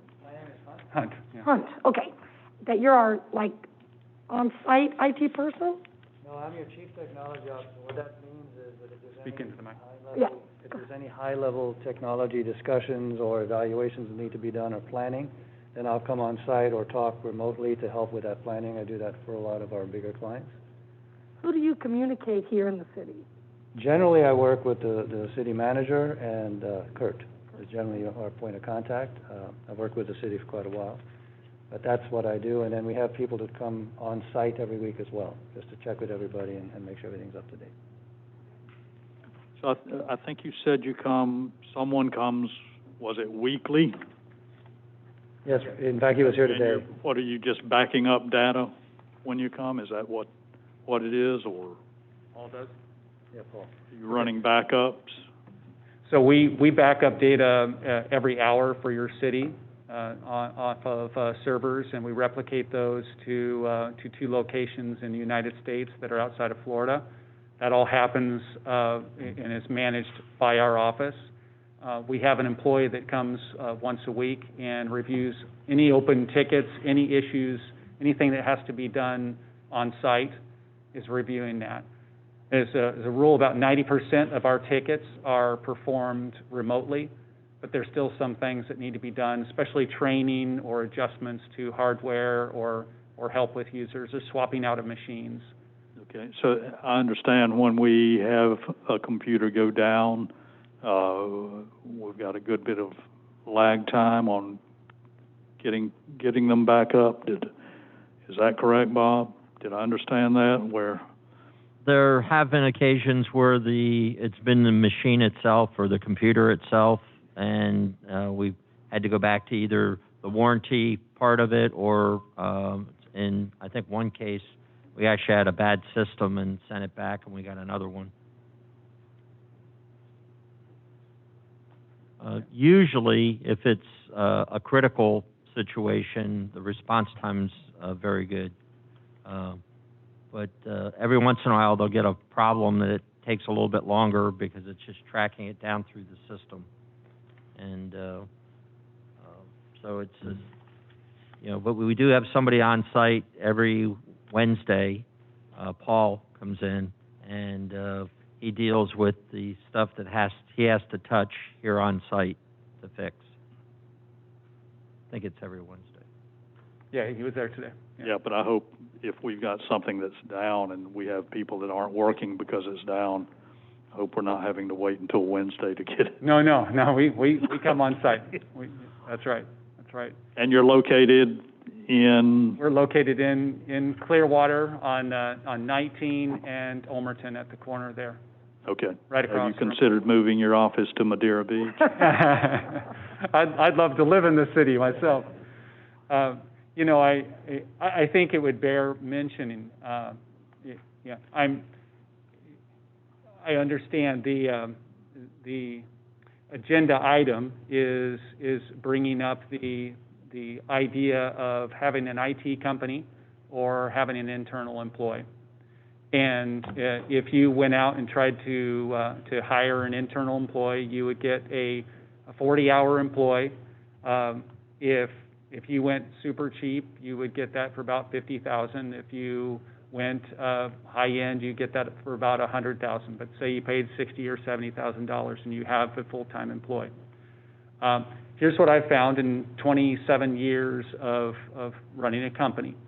I found that IT people, when they're working for a company and they're solely there, you have two kinds of people. You have a superstar, and the superstar loves what they do. They love to learn. They love to solve problems. They're working really hard to get things done, and then they get hired away. Because every time an IT person leaves a company, they get a 17% raise on average. And so your superstar is gone. So then you hire the next person, and they're starting from scratch. They're learning on new people. They want a different system that they're using. And then you either get another superstar or you get someone who's going to be a lifer, a person that is, we call it a cubicle area network, where they build up all kinds of stuff around them because they love what they're doing, and they try and build job security so they don't share that with other people. And I've seen it over and over and over again, and that's why we have clients stay with us through 3 recessions now, in staying with us because we manage the network. When COVID happened and we had to have people set up at home, we have a team of 15 people that can help with that. And so we are managing that. Your agreement didn't go up, but our hours went up drastically. As we were troubleshooting security before the end of the year, other municipalities were taking the hit with security. We put in over 100 hours with our Chief Information Security Officer. Your bill didn't go up, but we fought to work hard and produce reports for management to show that we're doing everything that we can to try and keep you safe. And we've been doing that since 2013. Our actual bill rate has not changed since 2013. City's grown, it's more complex, and that has produced, every piece of hardware is included in that bill that is shown there. Audio, video we used to do for you, we're not doing that anymore, so those bills will go down.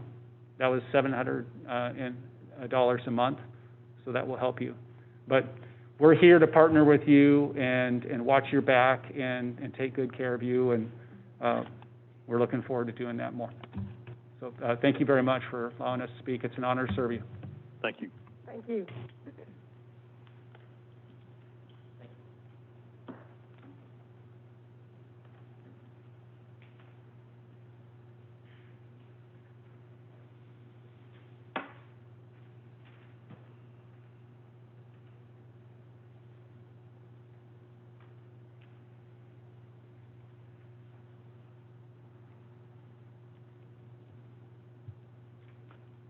Is there any other discussion from the board on this?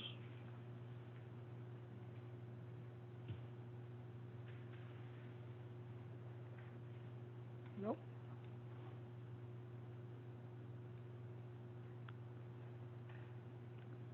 City manager, have you got anything you'd like to discuss with us on this? Well, I know during the discussions there were talks of going out to an RFP. I think one of the provisions for network people is, they're looking to maintain the relationship, and in going through the costs that they're going to have to convert the systems so they work more efficiently for us and cheaper for us, they're looking to maintain the relationship instead of having an RFP. When they were hired originally, the best that I can tell is they did not have the procurement process to go out for a bid.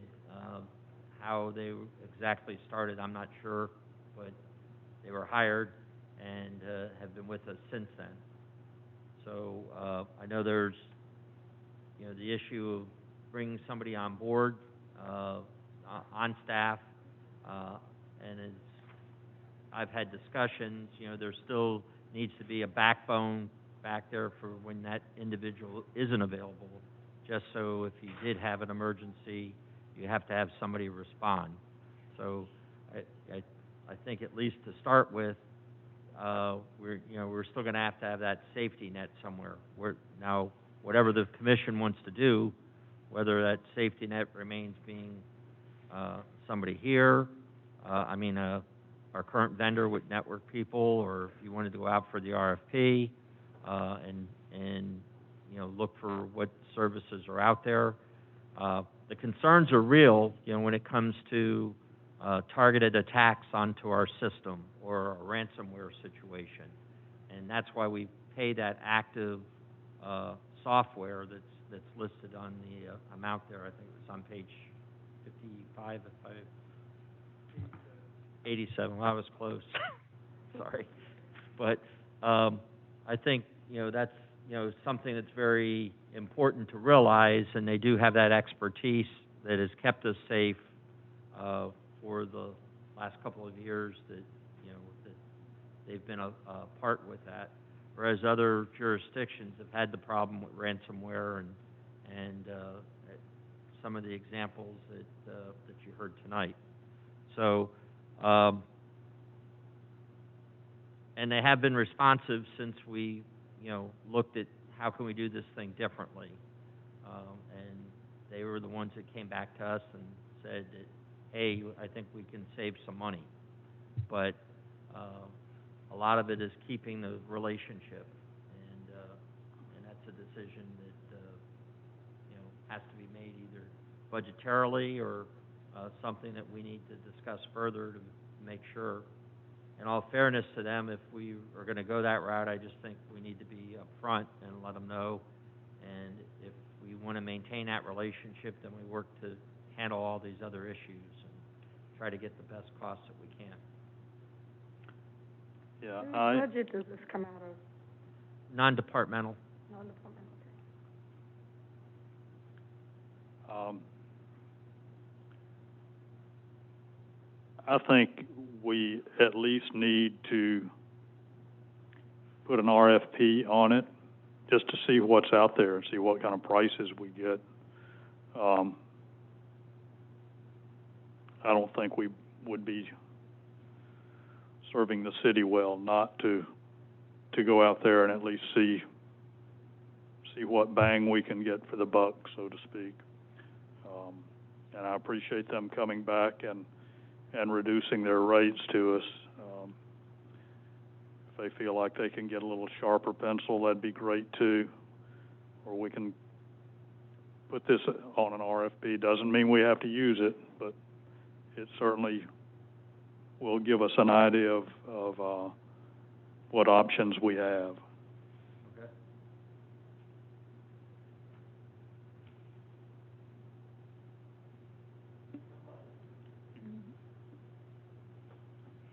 Okay.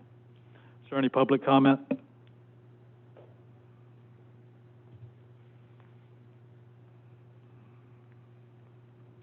Tom Edwards, protected address. One thing to consider if you hire an internal person is the benefits.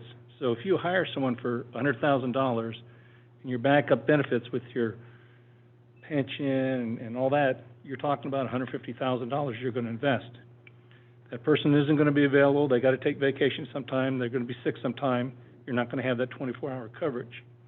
I worked for a municipality that had an internal person, and he was hired away to the county, and then the network people were brought in. And this particular person that was internal had kind of built the system around himself, as he was talking about, and it wasn't as efficient as when they came in and revamped the system. So I was going to tell you that by personal experience that they did a great job, and it does seem like a lot of money. Sending it out for an RFP to go ahead and get other comments, make it for a company that's large enough to handle your needs. But I would disagree with having an IT internal person. Thanks, Tom.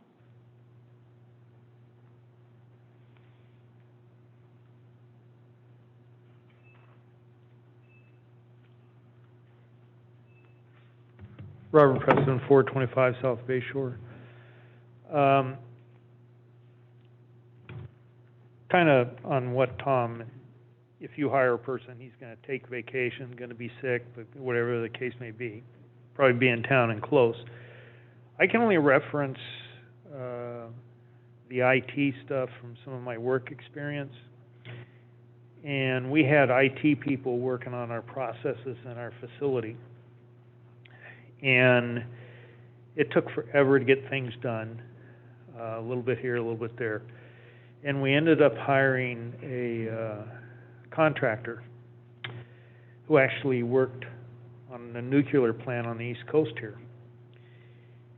And he did more in 1 month than they did in a whole year, just because of his knowledge and his eagerness to get things done and get it fixed. So I don't know if that applies to this same scenario. They have a lot more access to different information, different servers. I'm kind of curious as to what other organizations they serve other than Madeira Beach. I would imagine that they got a list, but just kind of curious. Thank you. Thank you, Bob. Anyone else? I guess that's all that's in the room, right?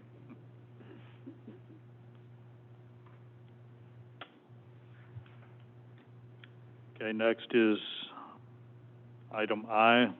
No, D. D. Oh, wait a minute. That's right, we skipped. Hey, I was trying to pass some stuff up here. Next is an update on the progress of the complaint against Jonathan Evans, based on his negotiating with Riviera Beach while employed by the city of Madeira Beach. Commissioner Price? I'd like an update on the complaint that we plan to file against Jonathan Evans based on him negotiating with Riviera Beach, all being employed by us. I can't hear you. Oh, I was talking to the city manager. I'm asking for an update on the complaint that we will be filing against Jonathan Evans based on him negotiating with Riviera Beach while being employed with us. So So you want to know about the, no, I'm sorry. Yeah, I know. Hang on just one second. Thank you. Apparently, it's against the International City Managers Association guidelines or whatever to negotiate with another city to move over to their city, to be their city manager while you're still employed with another city. That's correct. There were two issues. One is the length of time commitment, and if unless there's extenuating circumstances, you're expected to stay in the employ of the city for 2 years. And then the second issue was the negotiation. And after, and I'm going back on my memory from when this came up, that I contacted the Florida City and County Managers Association, and because I was unsure, how do I check this? You know, who do I have to speak to, and what do we have to find out? And they checked the records and said that that he was, trying to think of the exact word that was used, sanctioned, I believe, was the word that they used at the time, and that it was self-reported, and so that's all the information that they had on the situation, and I couldn't find out what the sanctions were at the time. I can try calling again to get an update, and I can go back and look at the minutes of the next meeting and see if I can find what I reported back. But I'm going from my memory that, you know, when I did call, and I was really surprised that that it was sanctioned already, but I couldn't find out at that time what those sanctions were. Well, I want to know all about it. I want to see the letter that we should have written. I think we still need to write a letter. I think we were hoodwinked by that guy. I personally think he was the worst city manager we've ever had, and we've had some Lulus here when I first moved here, I'll tell you. And I think he did us wrong. I think he intended to move back to Riviera Beach as soon as they got a new commission from the outset. And I want the International City Managers Association to be aware of it. I don't know what the Florida City Manager Association does, and I don't care. I think he needs to answer to this. And I'm sorry we let it off the hook so long. So if he self-reported, I guarantee you he did not self-report what he did. So I want to know all of it, frankly. Yeah, I'll see what I can find out, and I will do it in writing so we have the letter and hopefully get the response back. The FCCMA, which is the Florida City County Managers Association, they're like the statewide group for the ICMA. Okay. And they keep most of the records on the state level, from my understanding. I think we need to have the city attorney write the ICMA with a formal complaint. I would love that. Of course, we'll have to clue him in on everything, and I kind of watched it from afar, but, Well, if we look at page 51, and it's all written out there, I brought it up during a meeting on September 24th, I know, 2019. And basically, this was a referendum item. We voted, our Charter Commission voted that the city manager had to be in good standing with the ICMA. We reported Shane Crawford, not to bring his name up again, but the commission then reported Shane Crawford because of an illicit affair with his now wife to the ICMA and got him sanctioned. This guy basically didn't serve his 2 years, and he was negotiating. There's proof, I presented it at that meeting. There was proof that he was negotiating with those guys prior to it. He even admitted to talking to them. This letter was supposed to go out 9 months ago, so. Yeah. I never heard anything about it. So, I never heard any update, and I've been keenly watching this. So, let's get on the ball and get that done. I mean, it's getting stale.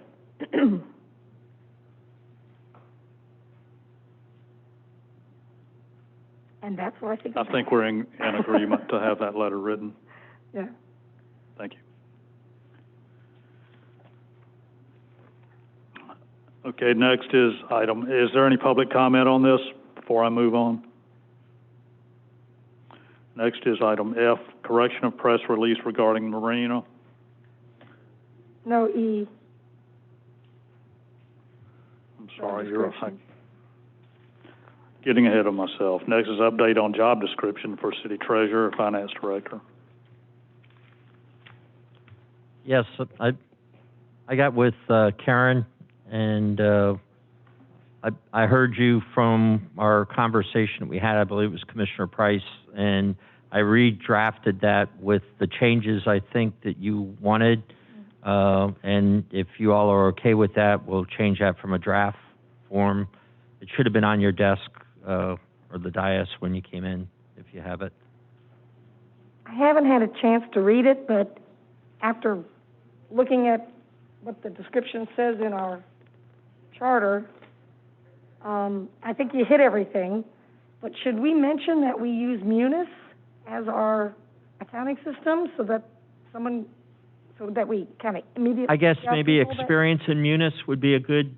Yeah. I agree. And we're going to be back together again on Wednesday, so I really like, next Wednesday, so I'd really like to have you all make sure that that's what you want. So, or if you want to get back with me and give it to me, or email me and say, okay, I've read it, I've had an opportunity to look at it. And today's been a long day. I just don't want to shortchange something in the job description that's important. So however you want to do that. Well, I'm fine with how it's written. I mean, I quickly looked at it, and I've been looking at the other ones that I keep getting. So it doesn't look like a huge change, except for the things we talked about. Right. I also made sure that there was managing personnel in there. It had about managing finances, but there is a staff that works in the finance department. And, the way they interact with their staff, I think, is important as well. Yep. And I added in there about covering the regular rules that I promulgate just within the working environment, but made sure that it's spelled out that he's answerable or responsible to the Board of Commissioners. And I think there are a couple other changes, but I like the Munis one. I think you might have mentioned that before and I missed it, so. No, I didn't. I just thought of it today when I was looking at this the second time. So that's the only thing I said. Add that and we're okay. And you could probably add it to an existing bullet point.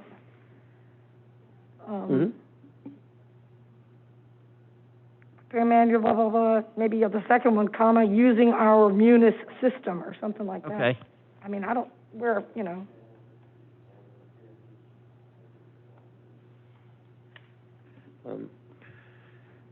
want to add one thing. Guys, if one thing we should consider, and I have no problem, we can send this out and take a look. If you guys listen to what Andrew just presented to us today for 4 hours on the budget, and again, I think obviously it doesn't harm us to go out and look for something, but the vast improvement from where we were to where we are with this guy is monumental.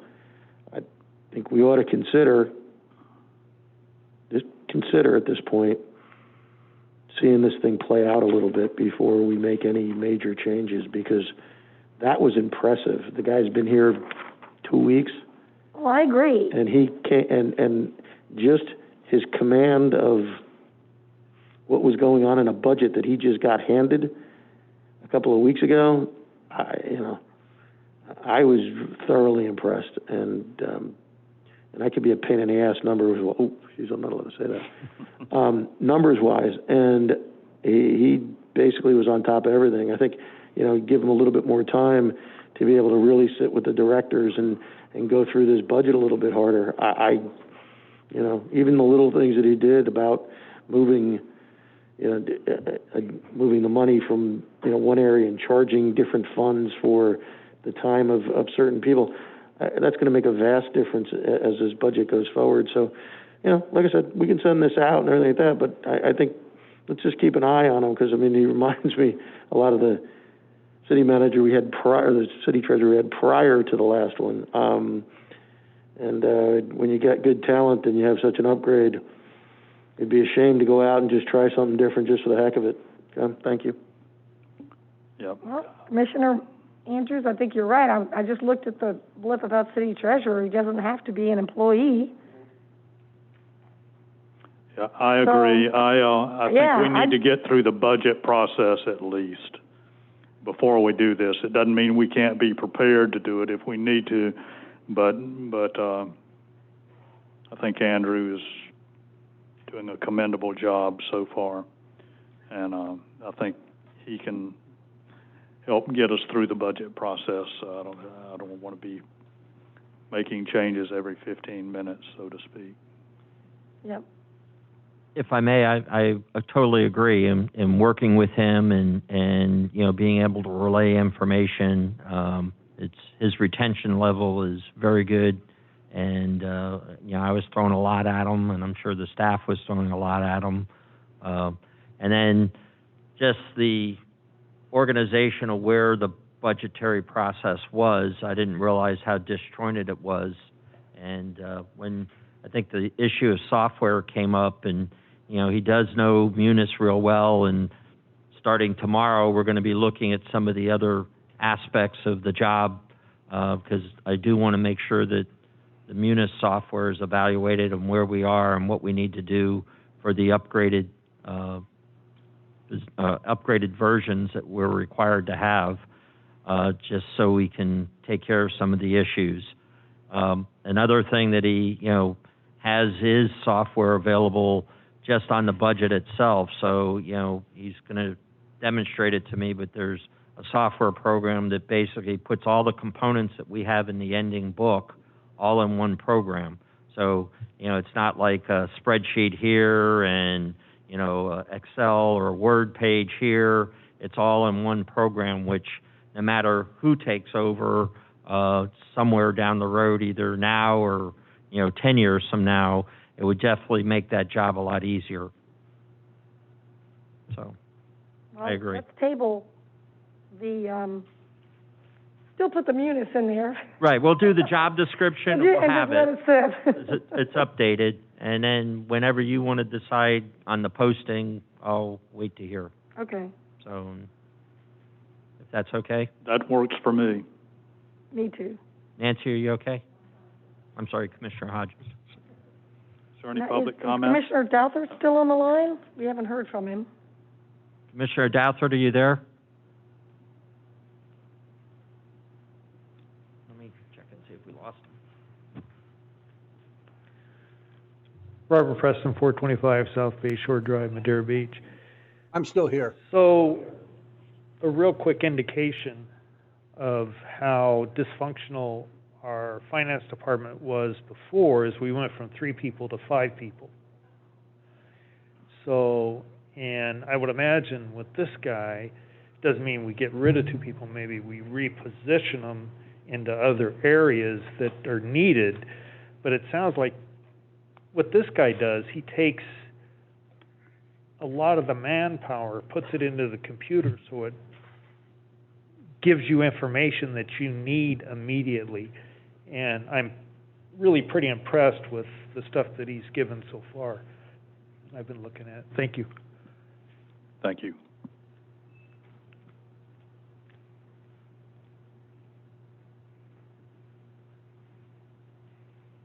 Okay, next is correction of the press release regarding the Marina audit examination. Well, unless we have answers to our questions, regarding the initial report that was done, verbal or not. I can't imagine paying $15,000 for a verbal report, but in the fraud report that Walter Pierce signed for, I mean, if we don't have any of this information, I don't see how we can. I'm happy with the way it is. I'm just trying to appease everyone who's. No, hey, Commissioner. I don't know if we're ever going to get this information. Right. No, and Mr. Edwards brought up some great points the other day, and that's why I thought it was important that we held off a little bit. There was invitations, as far as I know, that went out to Cars and Riggs and Ingram. I also, in accordance to what Mr. Edwards said, also said anybody affiliated with the results of this, including our former city treasurer and former city manager, or anybody else who wanted to discuss this, you know, because they didn't have a chance to speak about it. It was just in a town hall, so it wasn't like I invited anybody personally to it. It was in a town hall that we talked about it. Some of the points Mr. Edwards made are very legitimate, except for when you dig into them a little bit, you kind of find out that, you know, Mr. Pierce sent this email to John Hauser on June 30th, 2020, on basically his last day of work. He wants to clear his name. Sounds like that gal that worked for Obama that sent an email to herself on the last day of the thing. I mean, that's just, you know, that's crazy. So that one I kind of, you know, and again, you know, Mr. Edwards and I kind of can agree to disagree on a few things, but I think the mutual respect's there. I personally, I have no issue with Cars, Riggs, and Ingram. They did exactly what they were probably set out to do. What my questions for them would be, why? What was the idea behind of all this, and why was this a fraud audit, and why was this brought to anybody's attention? We've already kind of picked some holes in Mr. Hauser's statements and how it got to the point that it got to. So, or alleged statements. I'm sorry, I didn't mean to put words into John's mouth. So, you know, I was just a little concerned on some of those things, and I wanted to give everybody a chance to pipe in and chat about it, but you know, we haven't really heard. But the invitations were offered, so you know, oh, you got something? Okay, there you go. Oh no, I was just saying I agree. I mean, you know, it's I don't know if we're ever going to get everybody together to be here and. So then, do we send it as is, or do we? I mean, I'm open.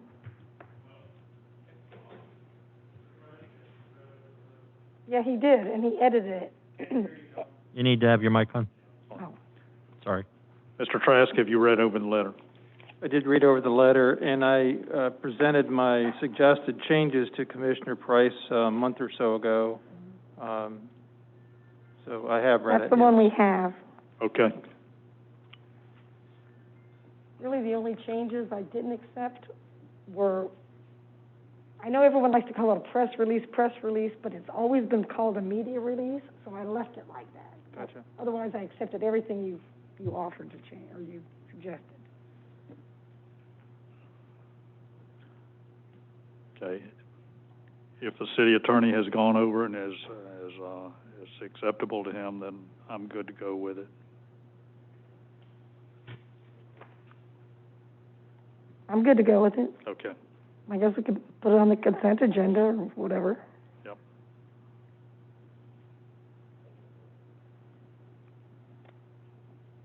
Clara? Yep.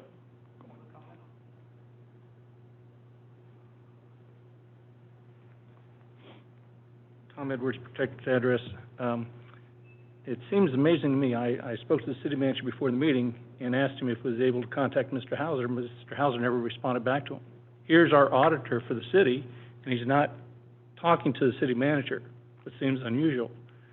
So I don't know if there's any way of forcing that issue. The other thing I understand is that he reached out to CRI, and they said, well, it's too short a time for us to get there. But it sounded like they would respond. So if they're willing to respond to answer all your questions as well as mine, and I don't want to belay the point more, but if they are willing to do that, the city manager spoke to them, perhaps we can have them come to another meeting. So, just some information for you. I mean, that's fair. I really have no issue with that one way or the other, but, in fairness with Mr. Hauser spoke in front of us numerous times on this subject, and it didn't back up what, the former city treasurer said. Hauser, just, Yes, you know, sure. people, you know, he may be reluctant to do it. Well, something happened in 2017, but he wasn't emphatic that something had to be done, and then kind of mentions it on 2018 and wasn't emphatic. You know, is he trying to give himself some cover because he was the auditor? Sure. Or not? I don't want to say anything against him. I don't know. It would be nice to hear him come back and answer your specific questions as mine. So, that's all. I think he answered the question, though. He stood right here and said, I did not recommend that this be done. I did not, you know, I wasn't the one that alerted anyone to any improprieties over there, is what I heard him say. Anyway. Okay, next is item I. We did G. Oh, we We've did done G that. early on. G and H are done. G we did. Right. Yeah. What- Well, and the bid thing. It kind of came up during our budget meeting. Can we postpone I for now? Yes. It's just, I see there's people here waiting to give report, and I'd rather hear about something else, to be honest with you, if we keep going. Okay, so till next month's workshop? Yeah, we'll put that on next month's workshop. I definitely want to discuss it, but Okay. it's just try to get Clear some on advice. item I. Move. Yes.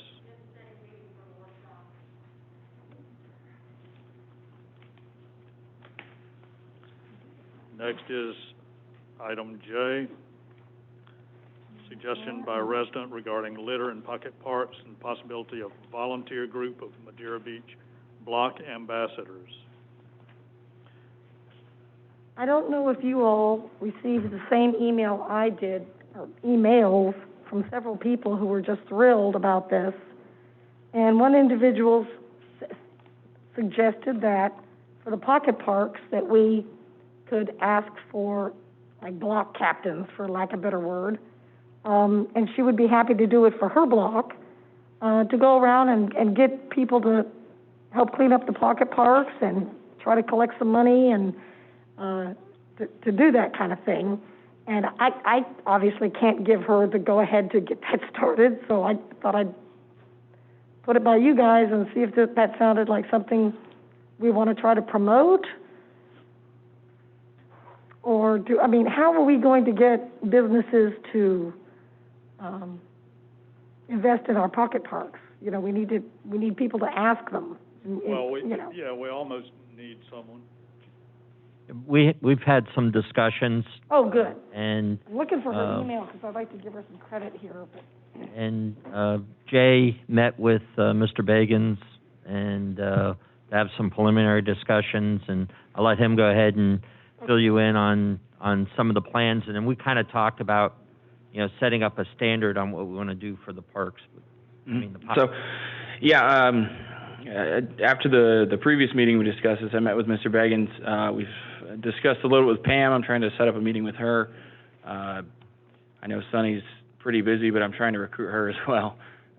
Just a little bit of everybody around town. This kind of started with a conversation about doing an events group or advisory board. We've kind of shifted that into getting residents interested in putting together a Friends of Parks and Recreation group. And with this, it's going to have them adopt the pocket parks. We want to discuss with them and see which ways they want to try to raise funds. But the idea is us setting up some sort of framework of what we want these pocket parks to look like.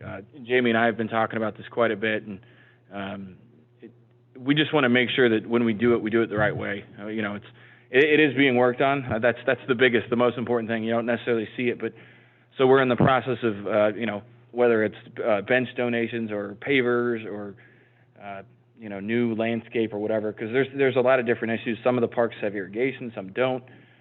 Some have easy access to the water for, Jamie looked up, the potential of a kayak launch in one of them. I mean, there's a lot of different things we can do, especially making them more useful, allow access to the water, all kinds of stuff. So we just have to look at them case by case. I know Beggins has an interest in one near his house, so then we just need to make sure that, we're doing that across the board. And I know the one, is it 133rd, the end of that one?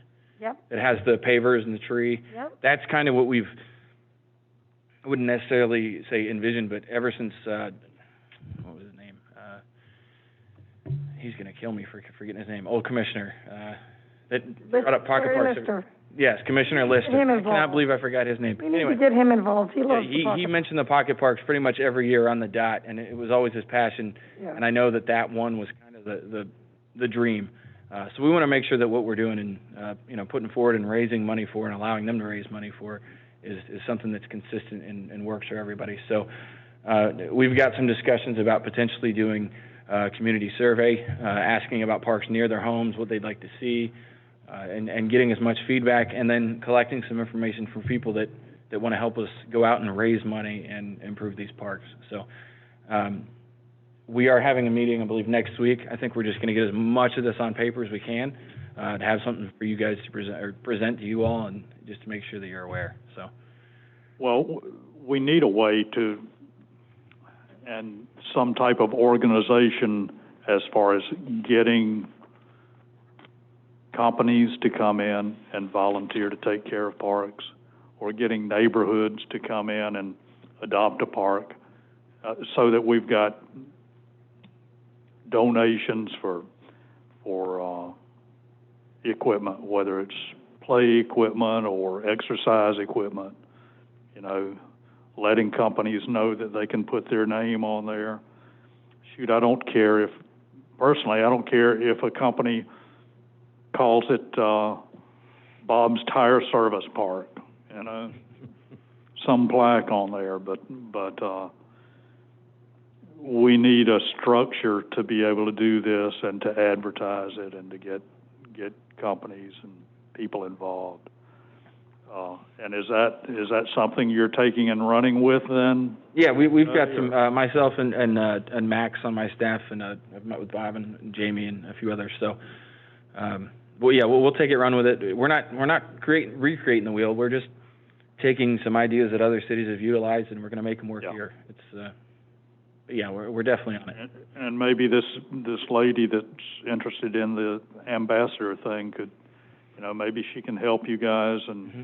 I'll give you her name. In the meantime, I had a citizen even send me a schematic of what he would like to see with Teardrop Park once it's all done. Okay. So this would be something, because I haven't looked at it in a while, but I'm only envisioning a lot of equipment on it, and maybe the grass is trashed. I don't know what. There's a lot of potential in that location. Well, there is, and he's got a very simple design here, so I can share that with you just for your files. That'd be great. And I'll get you the names of our ambassadors and people that have emailed me and told me they want to get involved. Yeah. Thank you. That'd be great. Okay. Maybe even some city T-shirts with "Leave No Trace" on the back. Maybe we can tie this into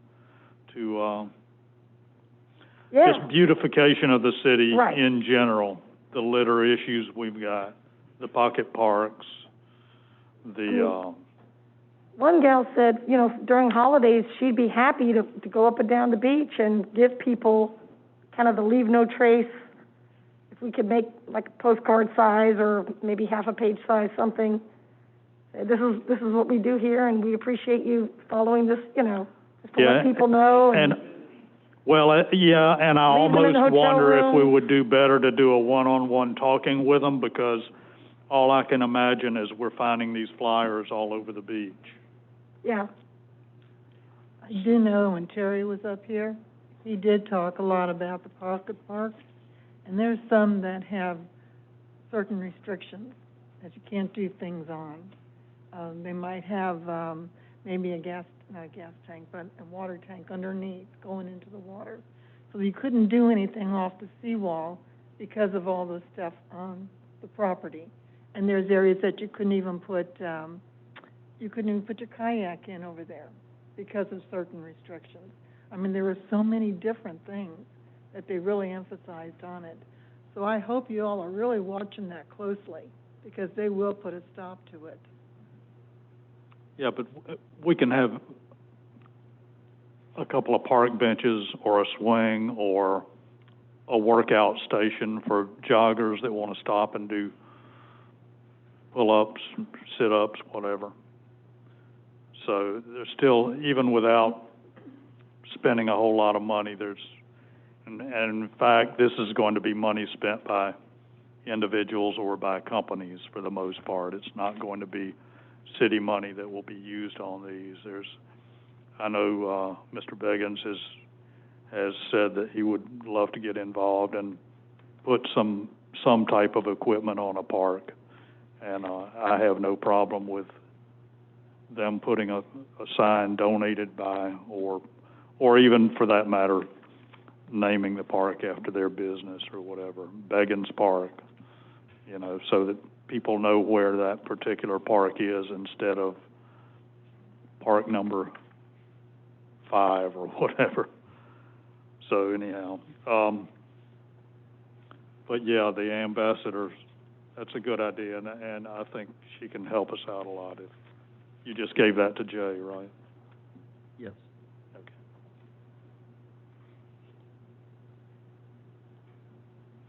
Any public comment on this?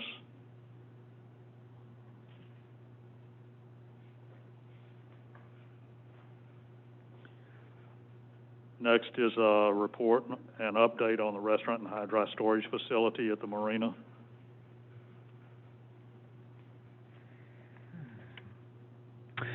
Good evening. So I've had some back and forth with the consultant, just basically reviewing the scope and making sure that we have everything that we, feel like we want out of this report. He hasn't given. I'm still waiting on the fees to come back, but we wanted to make sure we had, what we were looking for before we went down and broke it down into the labor hours. So hopefully he expects to have something to me early next week as far as fee goes. So I can review that and then send back any comments to him. And once I'm happy with it, then I'll bring that fees up to you guys and we can discuss it then.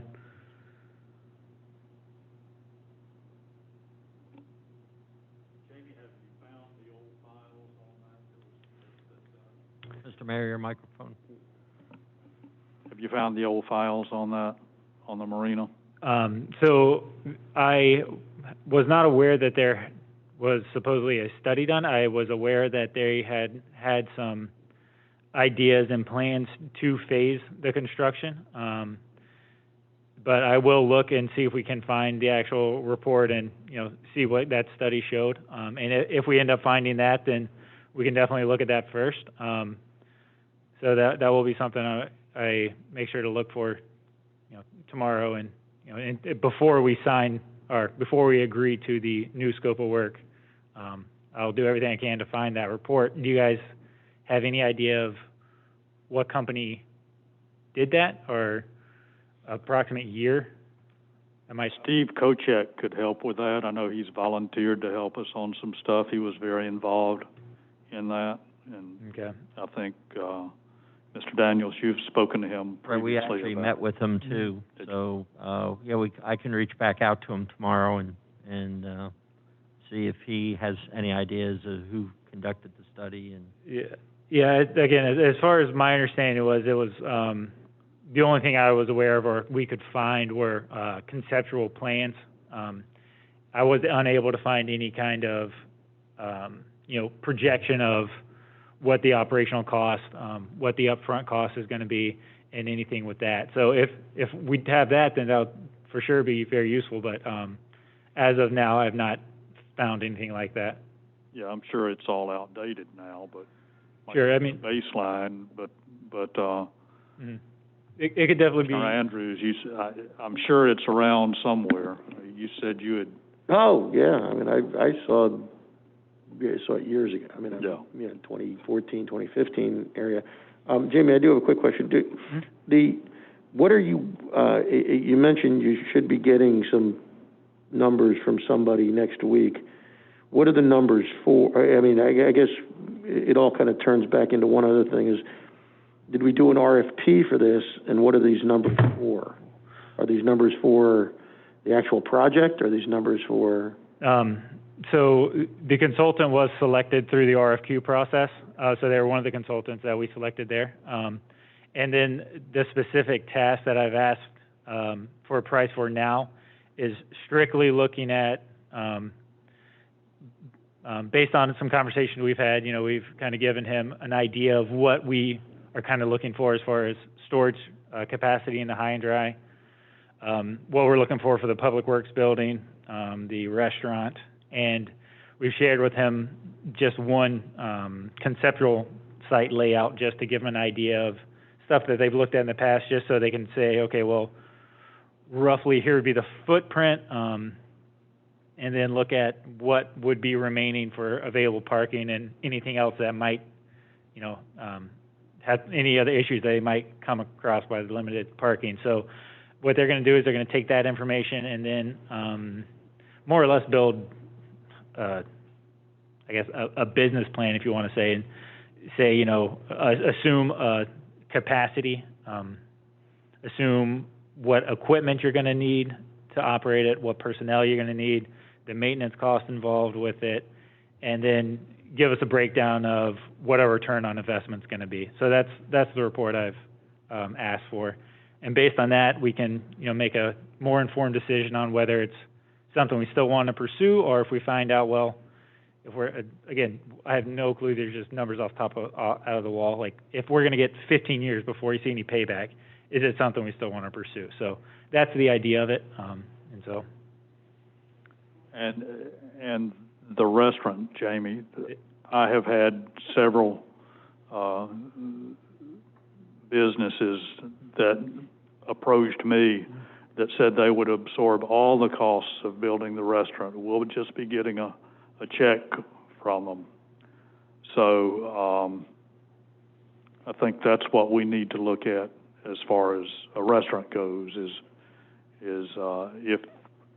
if the commission decides that's something we want to do at the Marina, we need to start reaching out to companies that own restaurants in the area and get bids from them on doing this and putting a restaurant in there, so that I'm not looking at the city being in the restaurant business. I just want to see the city in the collecting the money business. Okay. Okay. We don't really need to get real bogged down on the restaurant part of it. Okay. I guess is basically what I'm saying. Okay. I can, I had them include it, and then we can make different assumptions based on how much is going to be funded for the restaurant portion to get our upfront cost. We can say, okay, well, let's assume the restaurant's 50% funded by a private investor, and then we can just adjust that price from there. We still would need to look at the restaurant as part of the site to make sure we have the proper parking to accommodate for it. So. Well, whoever does the restaurant, they're getting a great location for a restaurant. So that's part of the price they're paying for that. Okay. Okay. And would we use a couple of boat slips? I mean, we would use boat slips as part of our parking, right? I would think a lot of the people using the restaurant would be arriving by boat. I'm not 100% sure. I know it was brought up as, that your exact point. Well, is it safe to assume that if you're coming to a waterfront restaurant at a marina, do you need all the parking? But I'm not sure on that answer. I think they said, well, you still have to provide it, assuming there are no boats there and you're filled with vehicular traffic only. So, again, I can't say for certain, but I know that was Okay. considered. Just, I know Well- parking's gonna be a problem for us. It's gonna be, Trying to yeah. think It's of gonna- ways It's gonna be to, it's gonna be one of the primary problems that Yeah. we're facing with that site. yeah, okay. Well, we have parking at the 9/11 park that can also be used for that, because for the most part, the restaurant, Linda's saying no. no, they can't park there and walk across the street, Linda?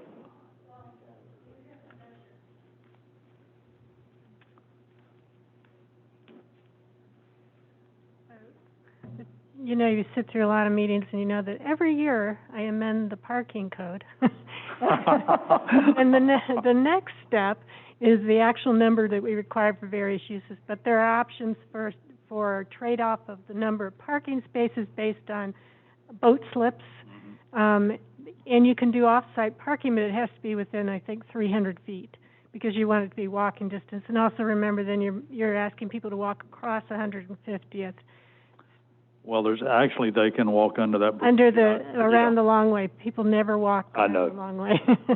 But there are options, but sounds- definitely parking is something we'd have to look at and make sure that, even shared parking was accounted for. Yeah. Yeah. And that was one reason I mentioned earlier, that property that apparently FDOT or the state owns between the 9/11 park and the intercoastal. Mm-hmm.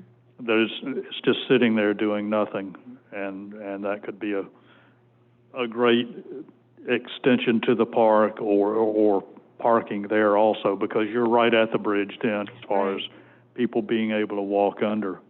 Mm-hmm. And between the condominiums that are along there and the Cambria, Right, and the Hampton Inns, that's, well, and part of their improvement does include the walk around underneath the bridge Yeah. for the Holiday Isles project, so that there are improvements that are gonna tie that together. yeah, and that's Yeah. all, that's what makes it such an attractive venture for someone to put a restaurant there. Yeah, it's a prime spot, definitely. Yeah, it would help. We've got other issues on the site we really have to think about, all the traffic that comes in for public works, so safety's gonna be an issue, and whatever's designed there would be a lot less haphazard than it is right now. You'd wanna really redo the whole site to make it safe and lay it Yeah, out. but it's pretty much a blank page anyhow, it's just. Yes, it is, indeed. And Linda, wouldn't they get credit too if they had valet parking?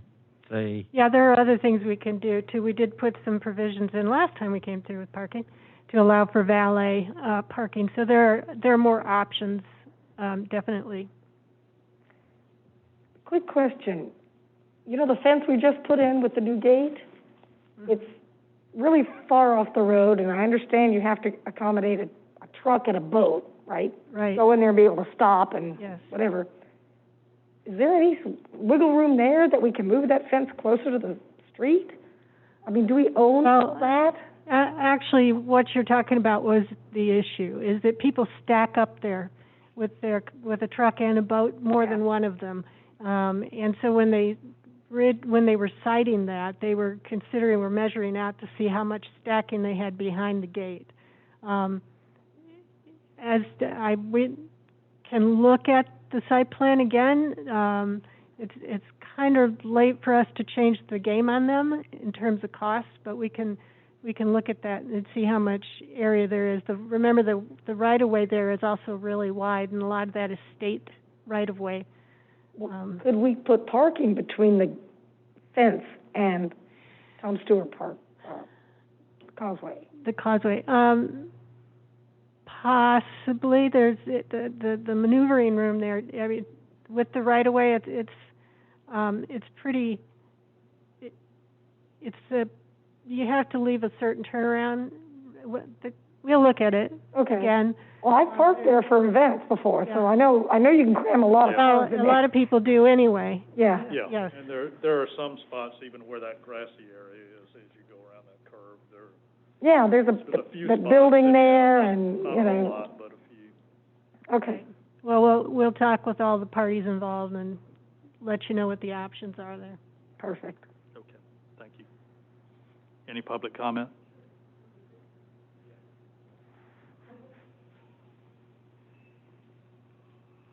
Tom Edwards, protected address. I would think that, if you have some restaurant owners that want to put a restaurant out there, Mr. Mayor, that given feedback to Jamie, what size restaurant does a restaurant owner need for square footage and for seating in order to make it profitable? So if they would know that and know what kind of footprint, and it will also affect parking at the same time, because you got to have so many seats for so many parking spaces. So, how do you go ahead and do that? And then, looking at some places like Hula Bay over in Tampa, I don't know if you've been there. You got a nice restaurant on the water, you got a big marina there. Maximum Moorings has got a nice restaurant and marina there.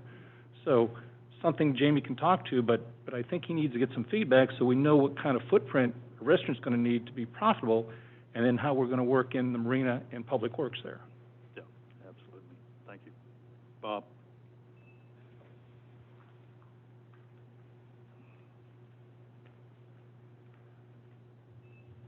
Robert Preston, 425 South Bay Shore. I know it's getting late. I need to talk on this.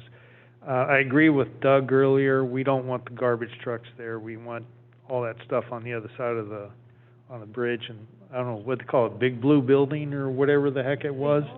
Big Blue Barn. Blue Barn. And then the other thing, when we're talking about parking, a lot of these high-end dries don't have a lot of spots for boat parking on trailers like this marina does. They just have places for car parking, and you get your boat out of the high-end dry. So, maybe some of the spots that are designated now in that area for boat parking on trailers, where it's long-term stuff, gets moved out and the parking becomes available there. So that's an option for more parking. Well, with the size of the building, that's probably going to be the case anyhow.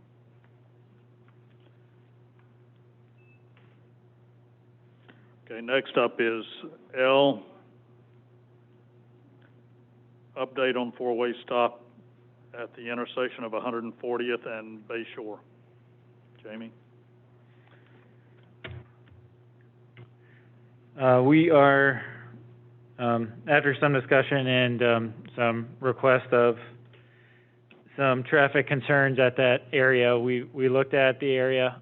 We were able to install two additional stop signs on 140th.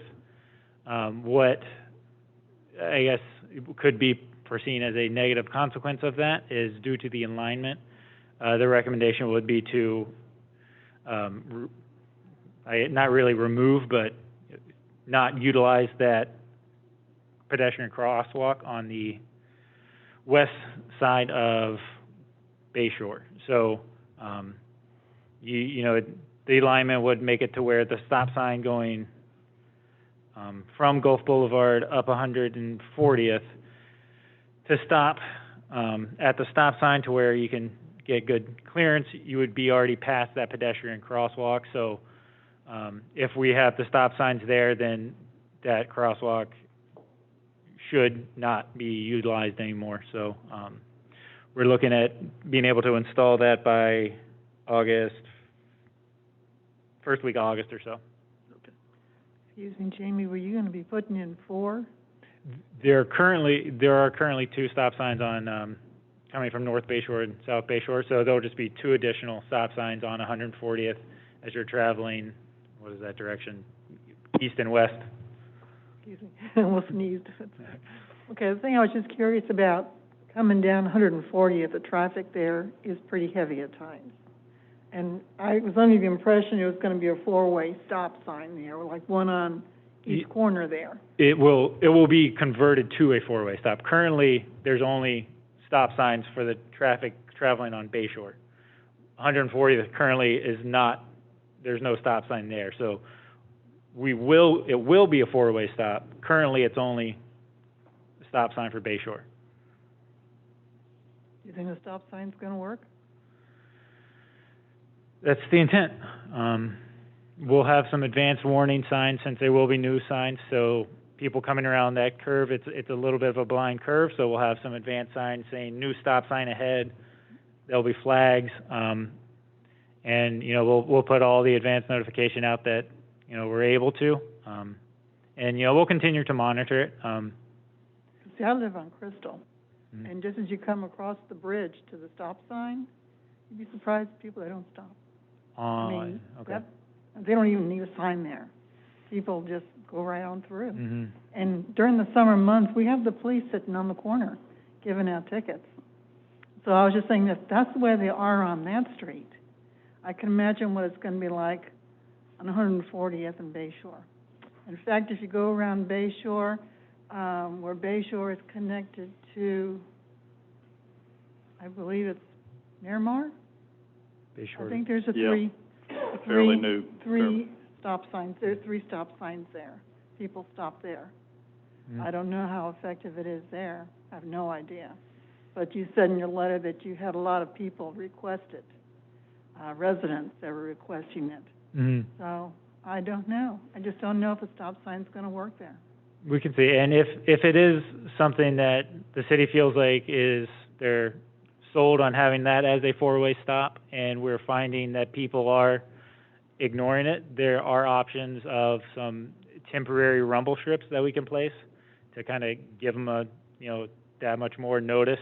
I don't know that it's necessary right now, but if we find that's becoming an issue and we're still sold on the idea of keeping it a 4-way stop, there are some other methods we can do to kind of enhance the advance notifications to try and encourage people to follow the signage.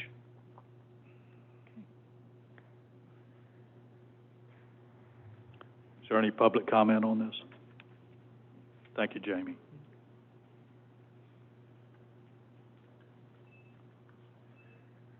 I want to thank you very much for addressing this. And I'm glad that Jamie admits that it's a blind curve there, because it is.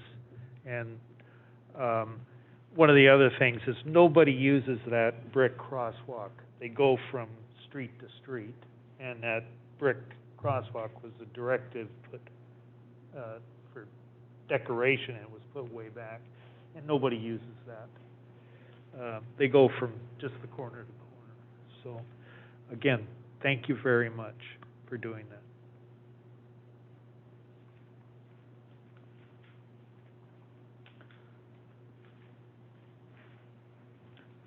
Item M,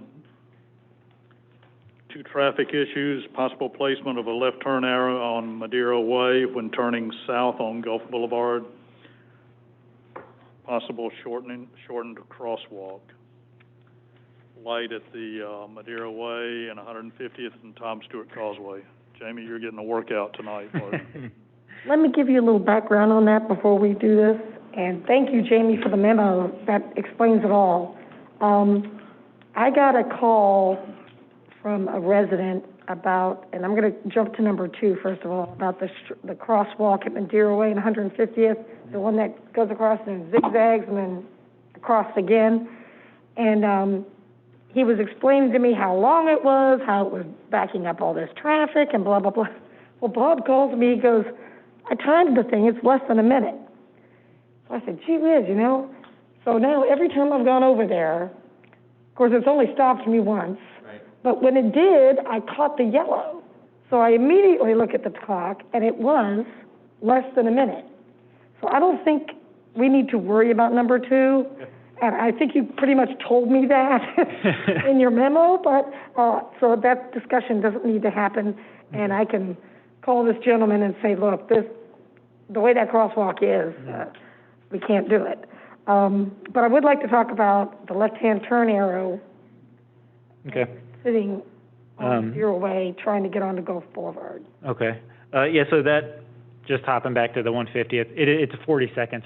I timed it too, so it's a. You did? Okay. It's a 40-second timer on that one. But yeah, so again, as we touched on in the memo, it is something we had some concerns about during the construction when it was initially installed. So there was some back and forth, and this was the best solution that we could come up with the constraints we had. But so for the dedicated left turn arrow on Madeira Way, I guess. When I went down there, I looked at it and, just try to get a feel of what the sequences on the lights were. And, it took me, the first time I went down, I sat down for like 10 minutes and I realized, You know, to me, it seemed like there was no chance to have a dedicated left. It wasn't until the next day I was driving out that I realized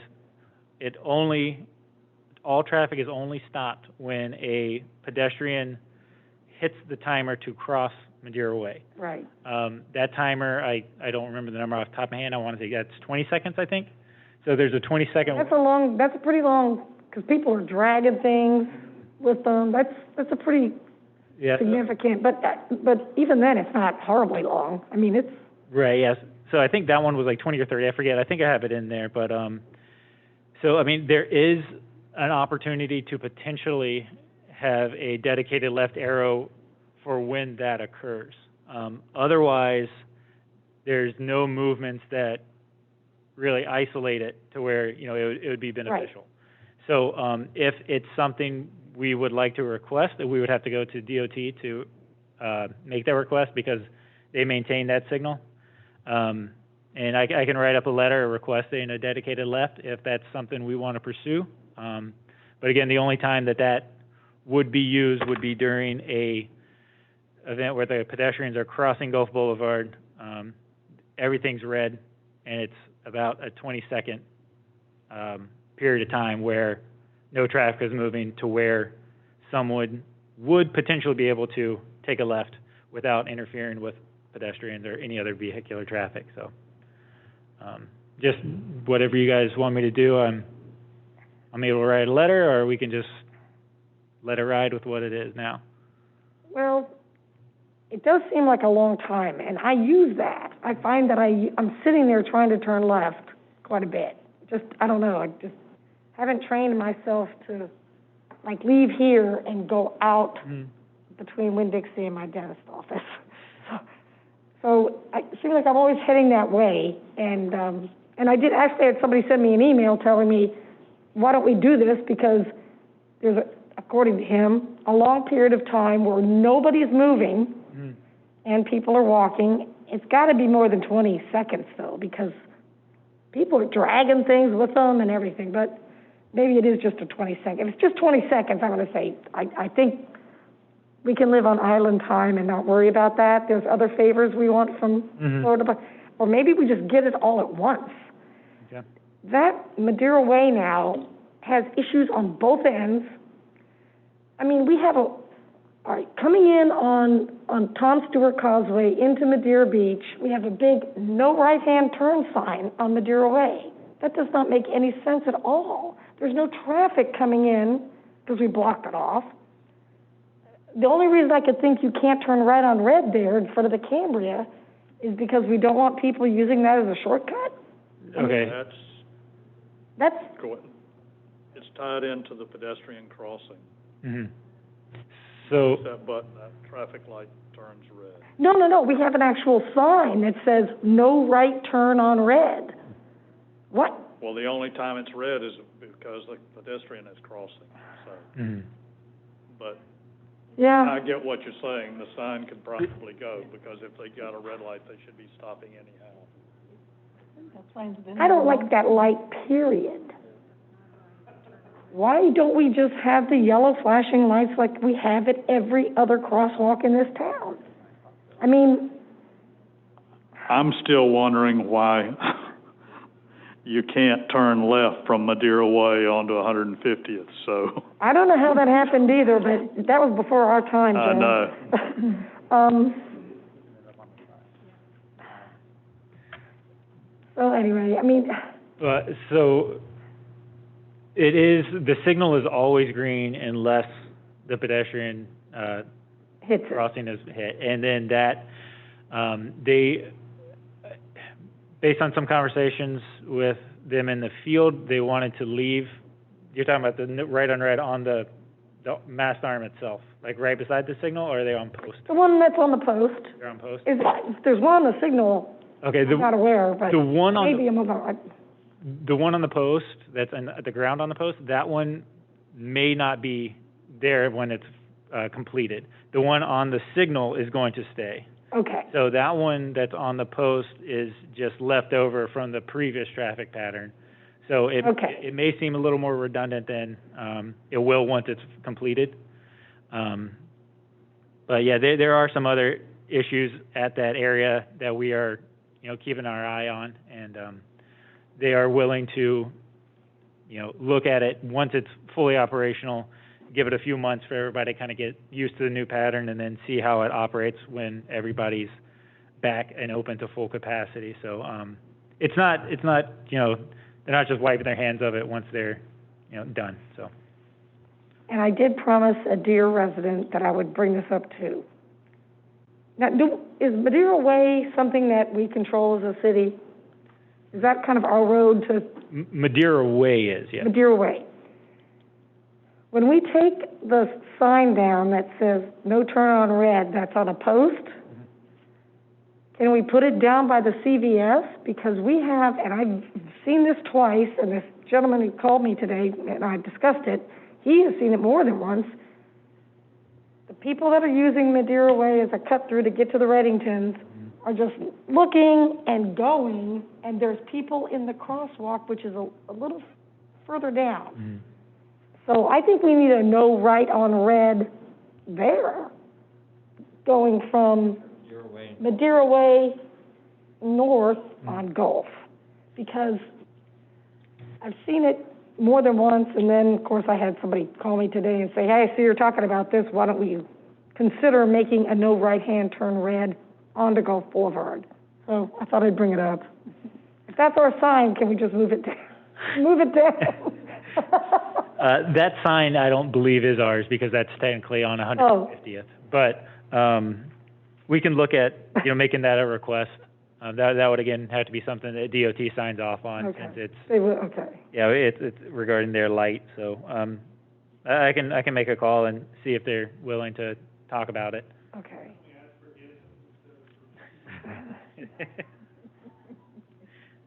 Well, when I talked to the Florida Department of Transportation before I was elected, the guy goes, how did this happen? He couldn't believe that Madeira Way, you couldn't turn left anymore onto Tom Stewart Causeway. He had no idea that was going on, so it's kind of interesting. I'm like, you guys must have approved it. They insisted on it, okay. All right, that's it on M for me. Thanks for if I may, indulging me. So we'll go ahead and check to see if we can get that right turn on red from Madeira to go on to Gulf Boulevard North, just so everybody. Yeah, no right turn on red. That's. Okay. I'm not as concerned about the left-hand turn, although personally it would make my life better if I had a left-hand arrow. But I don't want to inundate them with a lot of little things. I mean, maybe we can just make one big request out of it, saying if we make these 4 changes to this intersection, I mean, I don't want to just keep bombarding them about this issue, but it is kind of messed up. Okay.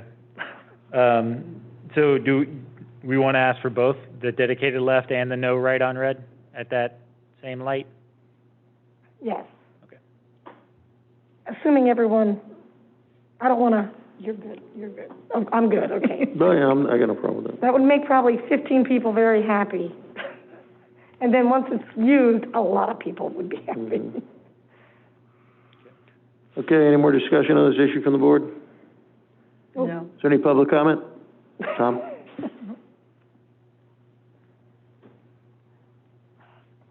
Tom Edwards, Protected Address. I brought this same issue up before. Instead of having a no right turn, we need to have the sign like they have at the school. So when a pedestrian presses that button, that no right arrow appears and they don't make a right turn at that point. The last 30 days, I've seen almost 2 people hit pedestrians, as you say. People are coming up, going to Reddington, they're looking to the left, they're making the right, and you got a pedestrian right there, and they've almost been hit. But they need a big sign right there. Just putting a sign up there saying no right turn, you put a deputy there, you're going to have them writing a lot of tickets, and maybe it'll sink in at that point. As for the left turn signal, that would be a good thing there. Sometimes it's kind of a screwy light. Sometimes you're sitting there and the cars are backing up. I've sat in line as a 3rd car, 2 cars go because the first car delayed for a second, 2 cars go and then it turns red and you're waiting. So having a left-hand turn arrow would be beneficial, but I think having the no right turn flashing sign like what you have at school or protect pedestrians more and make it, it's a big sign there. Thank you.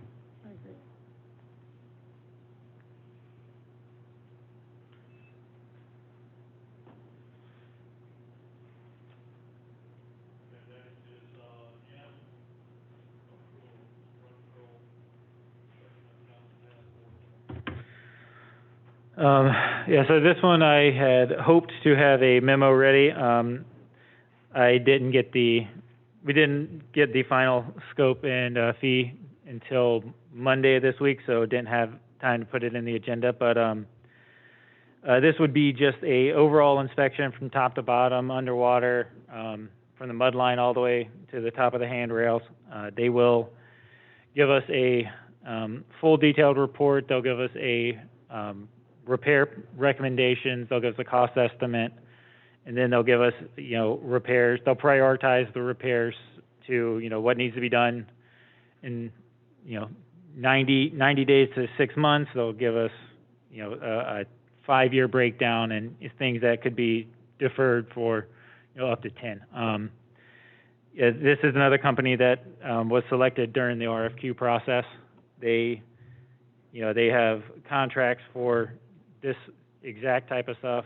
They do FDOT bridge inspections all throughout the state. They have other bridge inspection contracts throughout the country. So, the level of professionalism and expertise, I think, is a lot higher than a lot of other companies around. The report will be signed by a professional licensed engineer.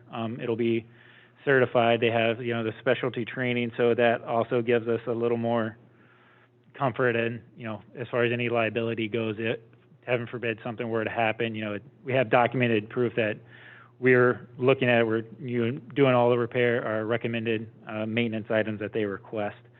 So I say all that because the price came in, and on first thought, I think it might give some people a little sticker shock, say, oh, well, we just had this done. But I just want to lay out all the qualifications and all the benefits I feel like that will give us over some stuff that may have been done in the past.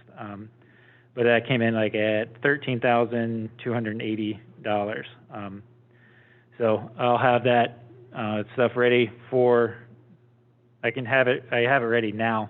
So I don't know if it'll probably be on the August meeting for approval. I just wanted to give you guys an update on, where we were and what their price came in at. So I've got the detailed price breakdown if you guys want to. I'm sure you guys will want to review that, but it's, half field work and then, some office time to compile the report. They also have a instrument, it's called a resistor graph, that they're able to basically drill into the timber piles, and then it'll give a reading of, what percentage of the wood is solid versus rot. So you're not just relying on just looking at it or hitting it. They'll actually have some, statistical information to show, well, this pile only has 40% capacity left at this specific section. So with that, it'll give, more comfort on their repair recommendations. And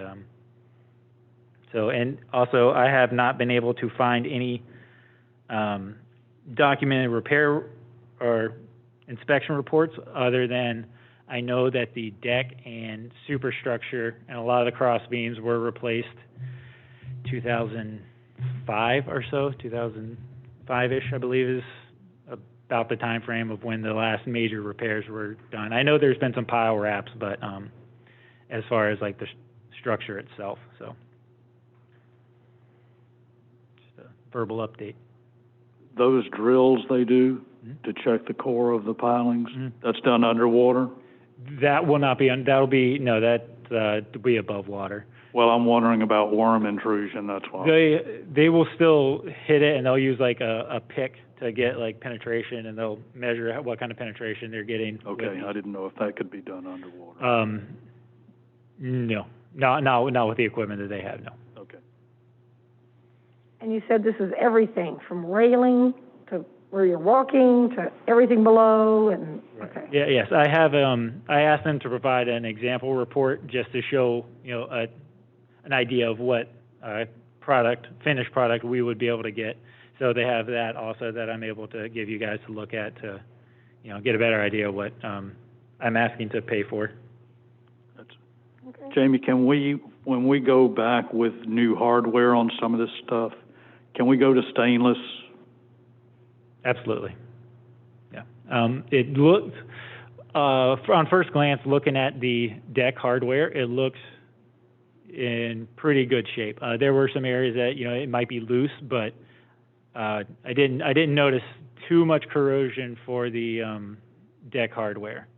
But even bolts and whatnot that are holding the superstructure together. Yeah, so some of those bolts in the piles are pretty rusted out. But I'm speaking specifically for the tie down straps for the stringers and the deck boards. Yeah, initially the carbon steel's stronger, but after a few years in this weather, stainless is the route to go. Jamie, I think you've just actually confused me. Because I know we had some inspections on this done previous, 2 or 3 of them actually in the last couple of years. And Commissioner Price just asked, are we going to redo the railings and the deck? That's not what we're doing, right? We're not rebuilding the boardwalk. We're just doing the pilings, right? We're not redoing them. They're going to inspect them and give recommendations. So they're going to look at it from top to bottom. What they find as far as deficiencies, I don't know right now what they're going to find, but this isn't saying we're going to rebuild the deck. It's just saying they're going to look at it and give us their recommendations of saying, yeah, 90% of this deck has 15 years left. Okay, so it's costing us $13,800 just for them to look at it? And give a repair recommendations for, this year, project out 5 and 10 years, and then give a recommended maintenance schedule. Okay, so, I don't mean to beat a dead horse. I mean, I know they just did the repair down at Don's Dock. Obviously, the owners of Don's Dock paid for it. If we're just getting $13,800 just to look at this thing and to give recommendations, the overall project could come in it's $13,000 to give a recommendation. The overall project could come in an astronomical number. Why don't we just repair the pilings that we got with the recommendations that we have? I guess I'm confused. This could be a major deal. And trust me, public safety is above everything else, but I guess I'm a little confused. I already thought we had done an inspection of this, and I already thought that we had gotten the recommendations, and and they were local guys, and they're going to cut us a break and give us a good deal on it. It seems like a lot of money for an inspection of something that we've already had inspected. That's just my thanks. So if you don't mind, I could answer. So when I looked at those initial 2 reports, to me, the information was a little light. There was some conflicting stuff that I found in the report between one year to the next. So with this one, I feel like it being signed and sealed, it gives a level of insurance behind us to say, hey, we did what was on the report, and we're following all the guidelines by these people that have all these national certifications, all these state-recognized certifications for this specific structural inspection, and it just the level of detail I think is going to be much higher, and I understand it's a much higher cost that we're paying, but it's just my recommendation to get something that we know has a little more assurance behind it. And I appreciate you doing that. I'm not questioning the motive behind it, but I guess what I'm going to end up questioning is, we're agreeing to this, and boy, I'll tell you, if something's gonna cost us $13,800 to look at it, the overall cost on it's gonna be pretty substantial. What was the other, did we get a bid on the other inspection? I mean, I don't even think the inspection costs as much, and these guys are professionals that are locals here. What was the cost to do the replacements on, and I think they looked from all the way down at Hubbard's, all the way down to Don's Dock, I think, or right to the HUD, I think, is where our property stops. Mm-hmm. And I guess there's a couple of little spots in between. The quote that you have is for the actual work, right, from the other guys? For the quote for the inspection that has been done? Well, I don't think, did they charge us for the inspection? I think they just charged us for, or they didn't? I'm not sure. That was done prior to me starting, so I don't know. I think it was about $600 is what we were charged. Charged for the inspection? Yes. Okay. And what was the bid for the work? I think it might have been $4,000, $5,000. I can't, it was somewhere right in that neighborhood. Okay.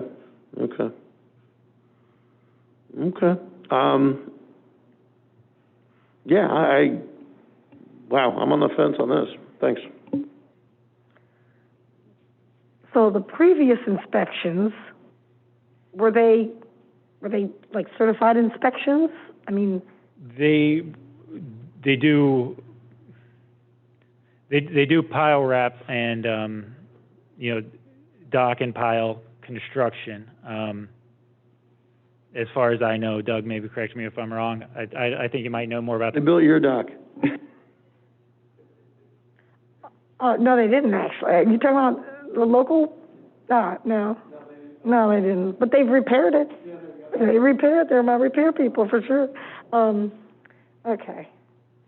So I mean, again, this made, this isn't going to change this isn't necessarily going to increase the repair cost. And another thing is, with this report, I feel like we could, again, not saying we couldn't do this with the other people, but I know we could go back and forth with them and, again, the prioritization of what repairs are, critical, like 90-day critical, what repairs are 1 year critical, 5 years, 10 years, and, they have the, if they have a pile that they say needs to be replaced entirely, they can back that up with, they could do a load rating on it to say, okay, well, is it necessarily required? So, I mean, it's just, again, to me, it just comes back to the level of detail on this report. I feel like would give me more of a comfort than what I had previously seen. Not to say that the other company isn't fully capable of that, but just based on what I had seen.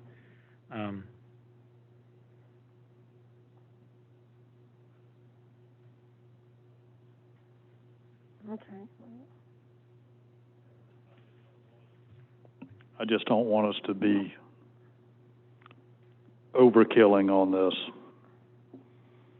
when everybody's watching their budget, I understand, and I just, structures of this size with the amount of use that it gets, I feel like it's,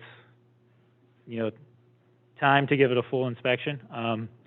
Whether we want to take the original inspection report and use that as the underwater and then just get this company to look from the water line up, they're also able to do that, and that would cut their field crew down. And so that could save us some money while still giving us some information that we can use for any kind of bracing or some connections that might be loose that they recommend repairing. So, again, this is looking at it as a whole and not specifically focusing on piles. So,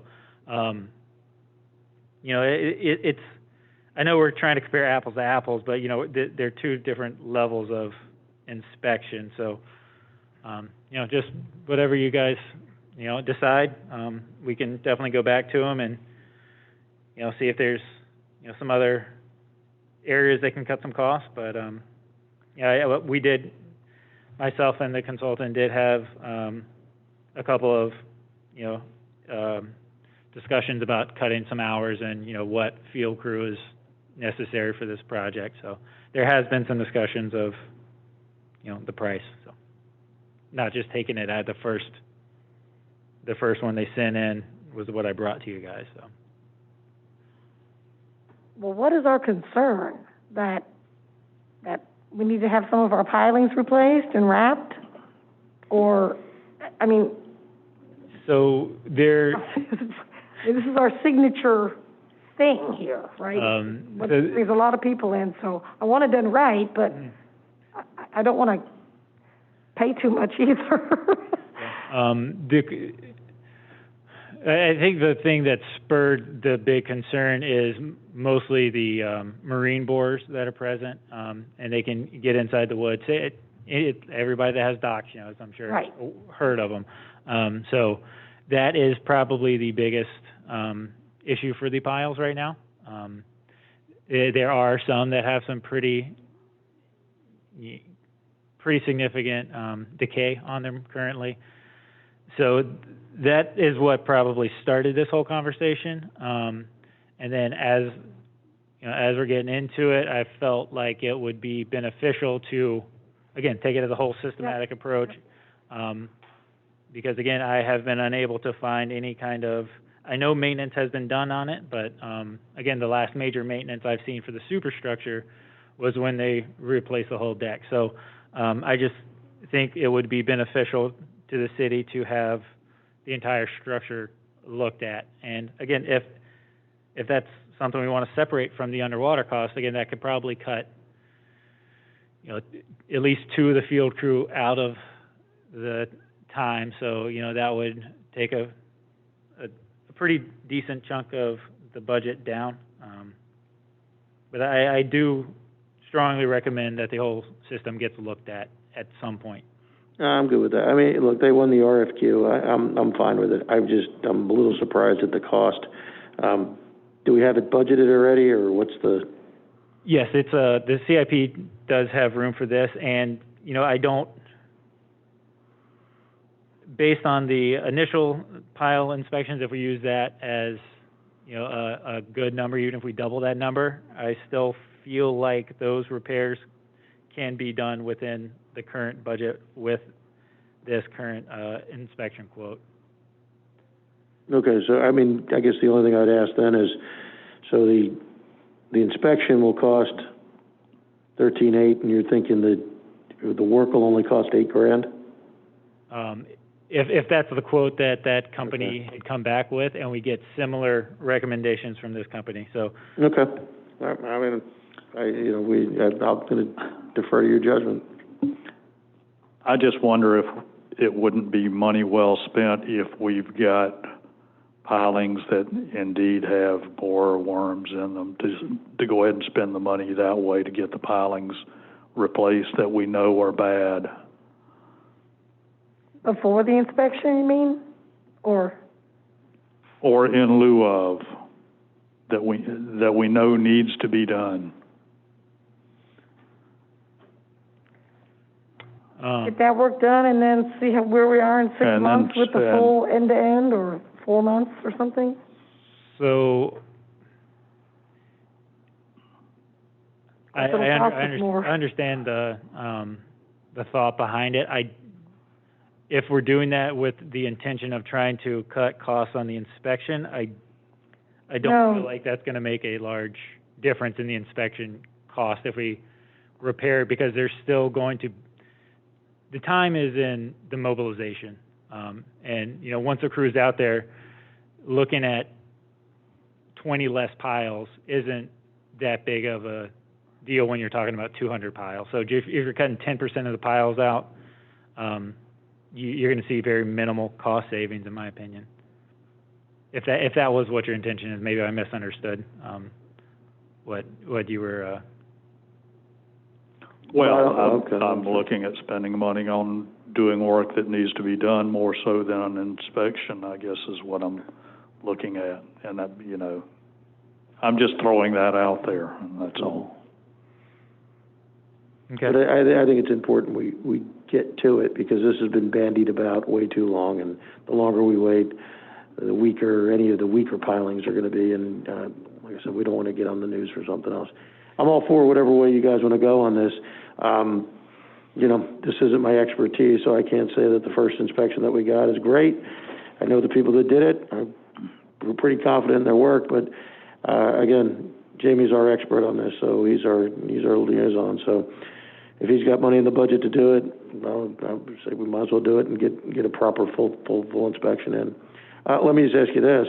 If they do the inspection, do they have to do the work, or can we bid out the work? No, they do not have to do the work. If they do they don't do the work. They're not a construction company. They're purely engineering and inspection. Okay, so then we can bid out the work. Okay, that's fair enough.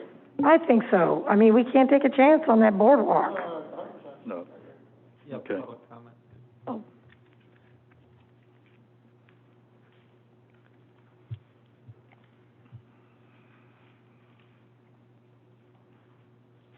Robert Preston, 425 South Bay Shore.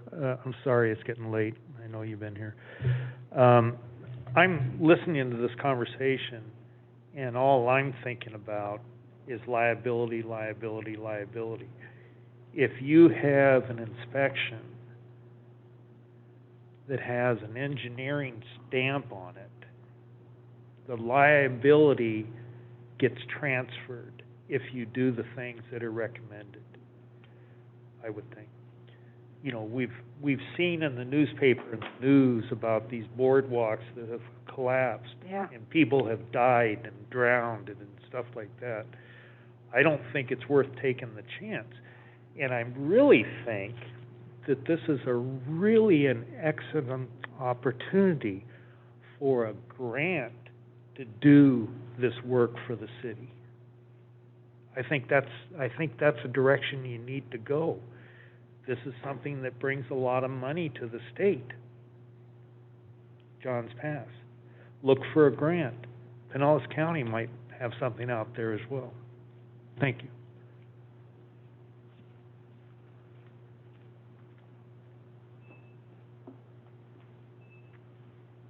Okay. Next item is O, award of contract for high-vac repair and preventative maintenance. Last one. Yay. So this was invitation to bid for just HVAC repair and preventative maintenance for all the buildings and all city-owned buildings. We had 6 contractors submit. All of them met the minimum. All were compliant. So after 2 attempts at a bid review committee meeting, on the second one, we did come to an agreement that the recommendation for the company that we would present would be Tampa Bay Train. Again, this was another one that I was hoping to get in, but was unable to for one reason or another. But do you guys want me to list out the numbers that they came in with now, or do you want to wait and just look at them when I present the memo? You can tell us. Tell them now? Okay. Yeah. So for all 4 buildings, the total annual fee would be $13,276. For the hourly rates for preventative maintenance outside of those quarterly maintenance, the quarterly scheduled maintenance, you would have, I didn't write down the position names, but $80 an hour, $60 an hour, and $25 an hour. The parts markup, they came in at 20%. And the way we determined who gave the best overall price is basically applied a weighted average, assuming what services we felt like would be used most often throughout the year. So I basically assigned 25% towards the scheduled maintenance fees, and then 25% for the parts markup, and then I split the remaining 50 between the different hourly rates provided by each company in their different positions. So I have a spreadsheet that calculates it all and gives the ranks, and I can include that in the memo for the next meeting for you guys to review. Okay. Just out of curiosity, did this go to the bid committee? It attempted to, yes. So we had 2 out of the 3 members present, myself being one of the city staff members, and then, Pam Raspian, as Okay. you mentioned earlier. So the 13,276 is per year Yes. with 4 scheduled Right, quarterly, visits Yeah, yep, right?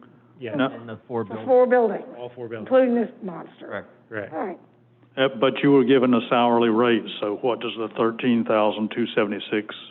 That will be for, the exact scope's broken down in the invitation to bid. I don't know exactly what it is, but just your standard, as they come out every 3 months, they come out and they check the belts, replace the belts, lubricate all the, lubricate what they need to. I don't know. I'm not an HVAC person, but, just, change the filters, that kind of stuff. Just your regular, monthly stuff that you're supposed to do, so. Go on the roof and smoke a cigarette? Yeah, well, something like that. So, so that's the annual, and within the invitation to bid, they break it down per building too, so, Okay. it shows that out. I just tallied it all up.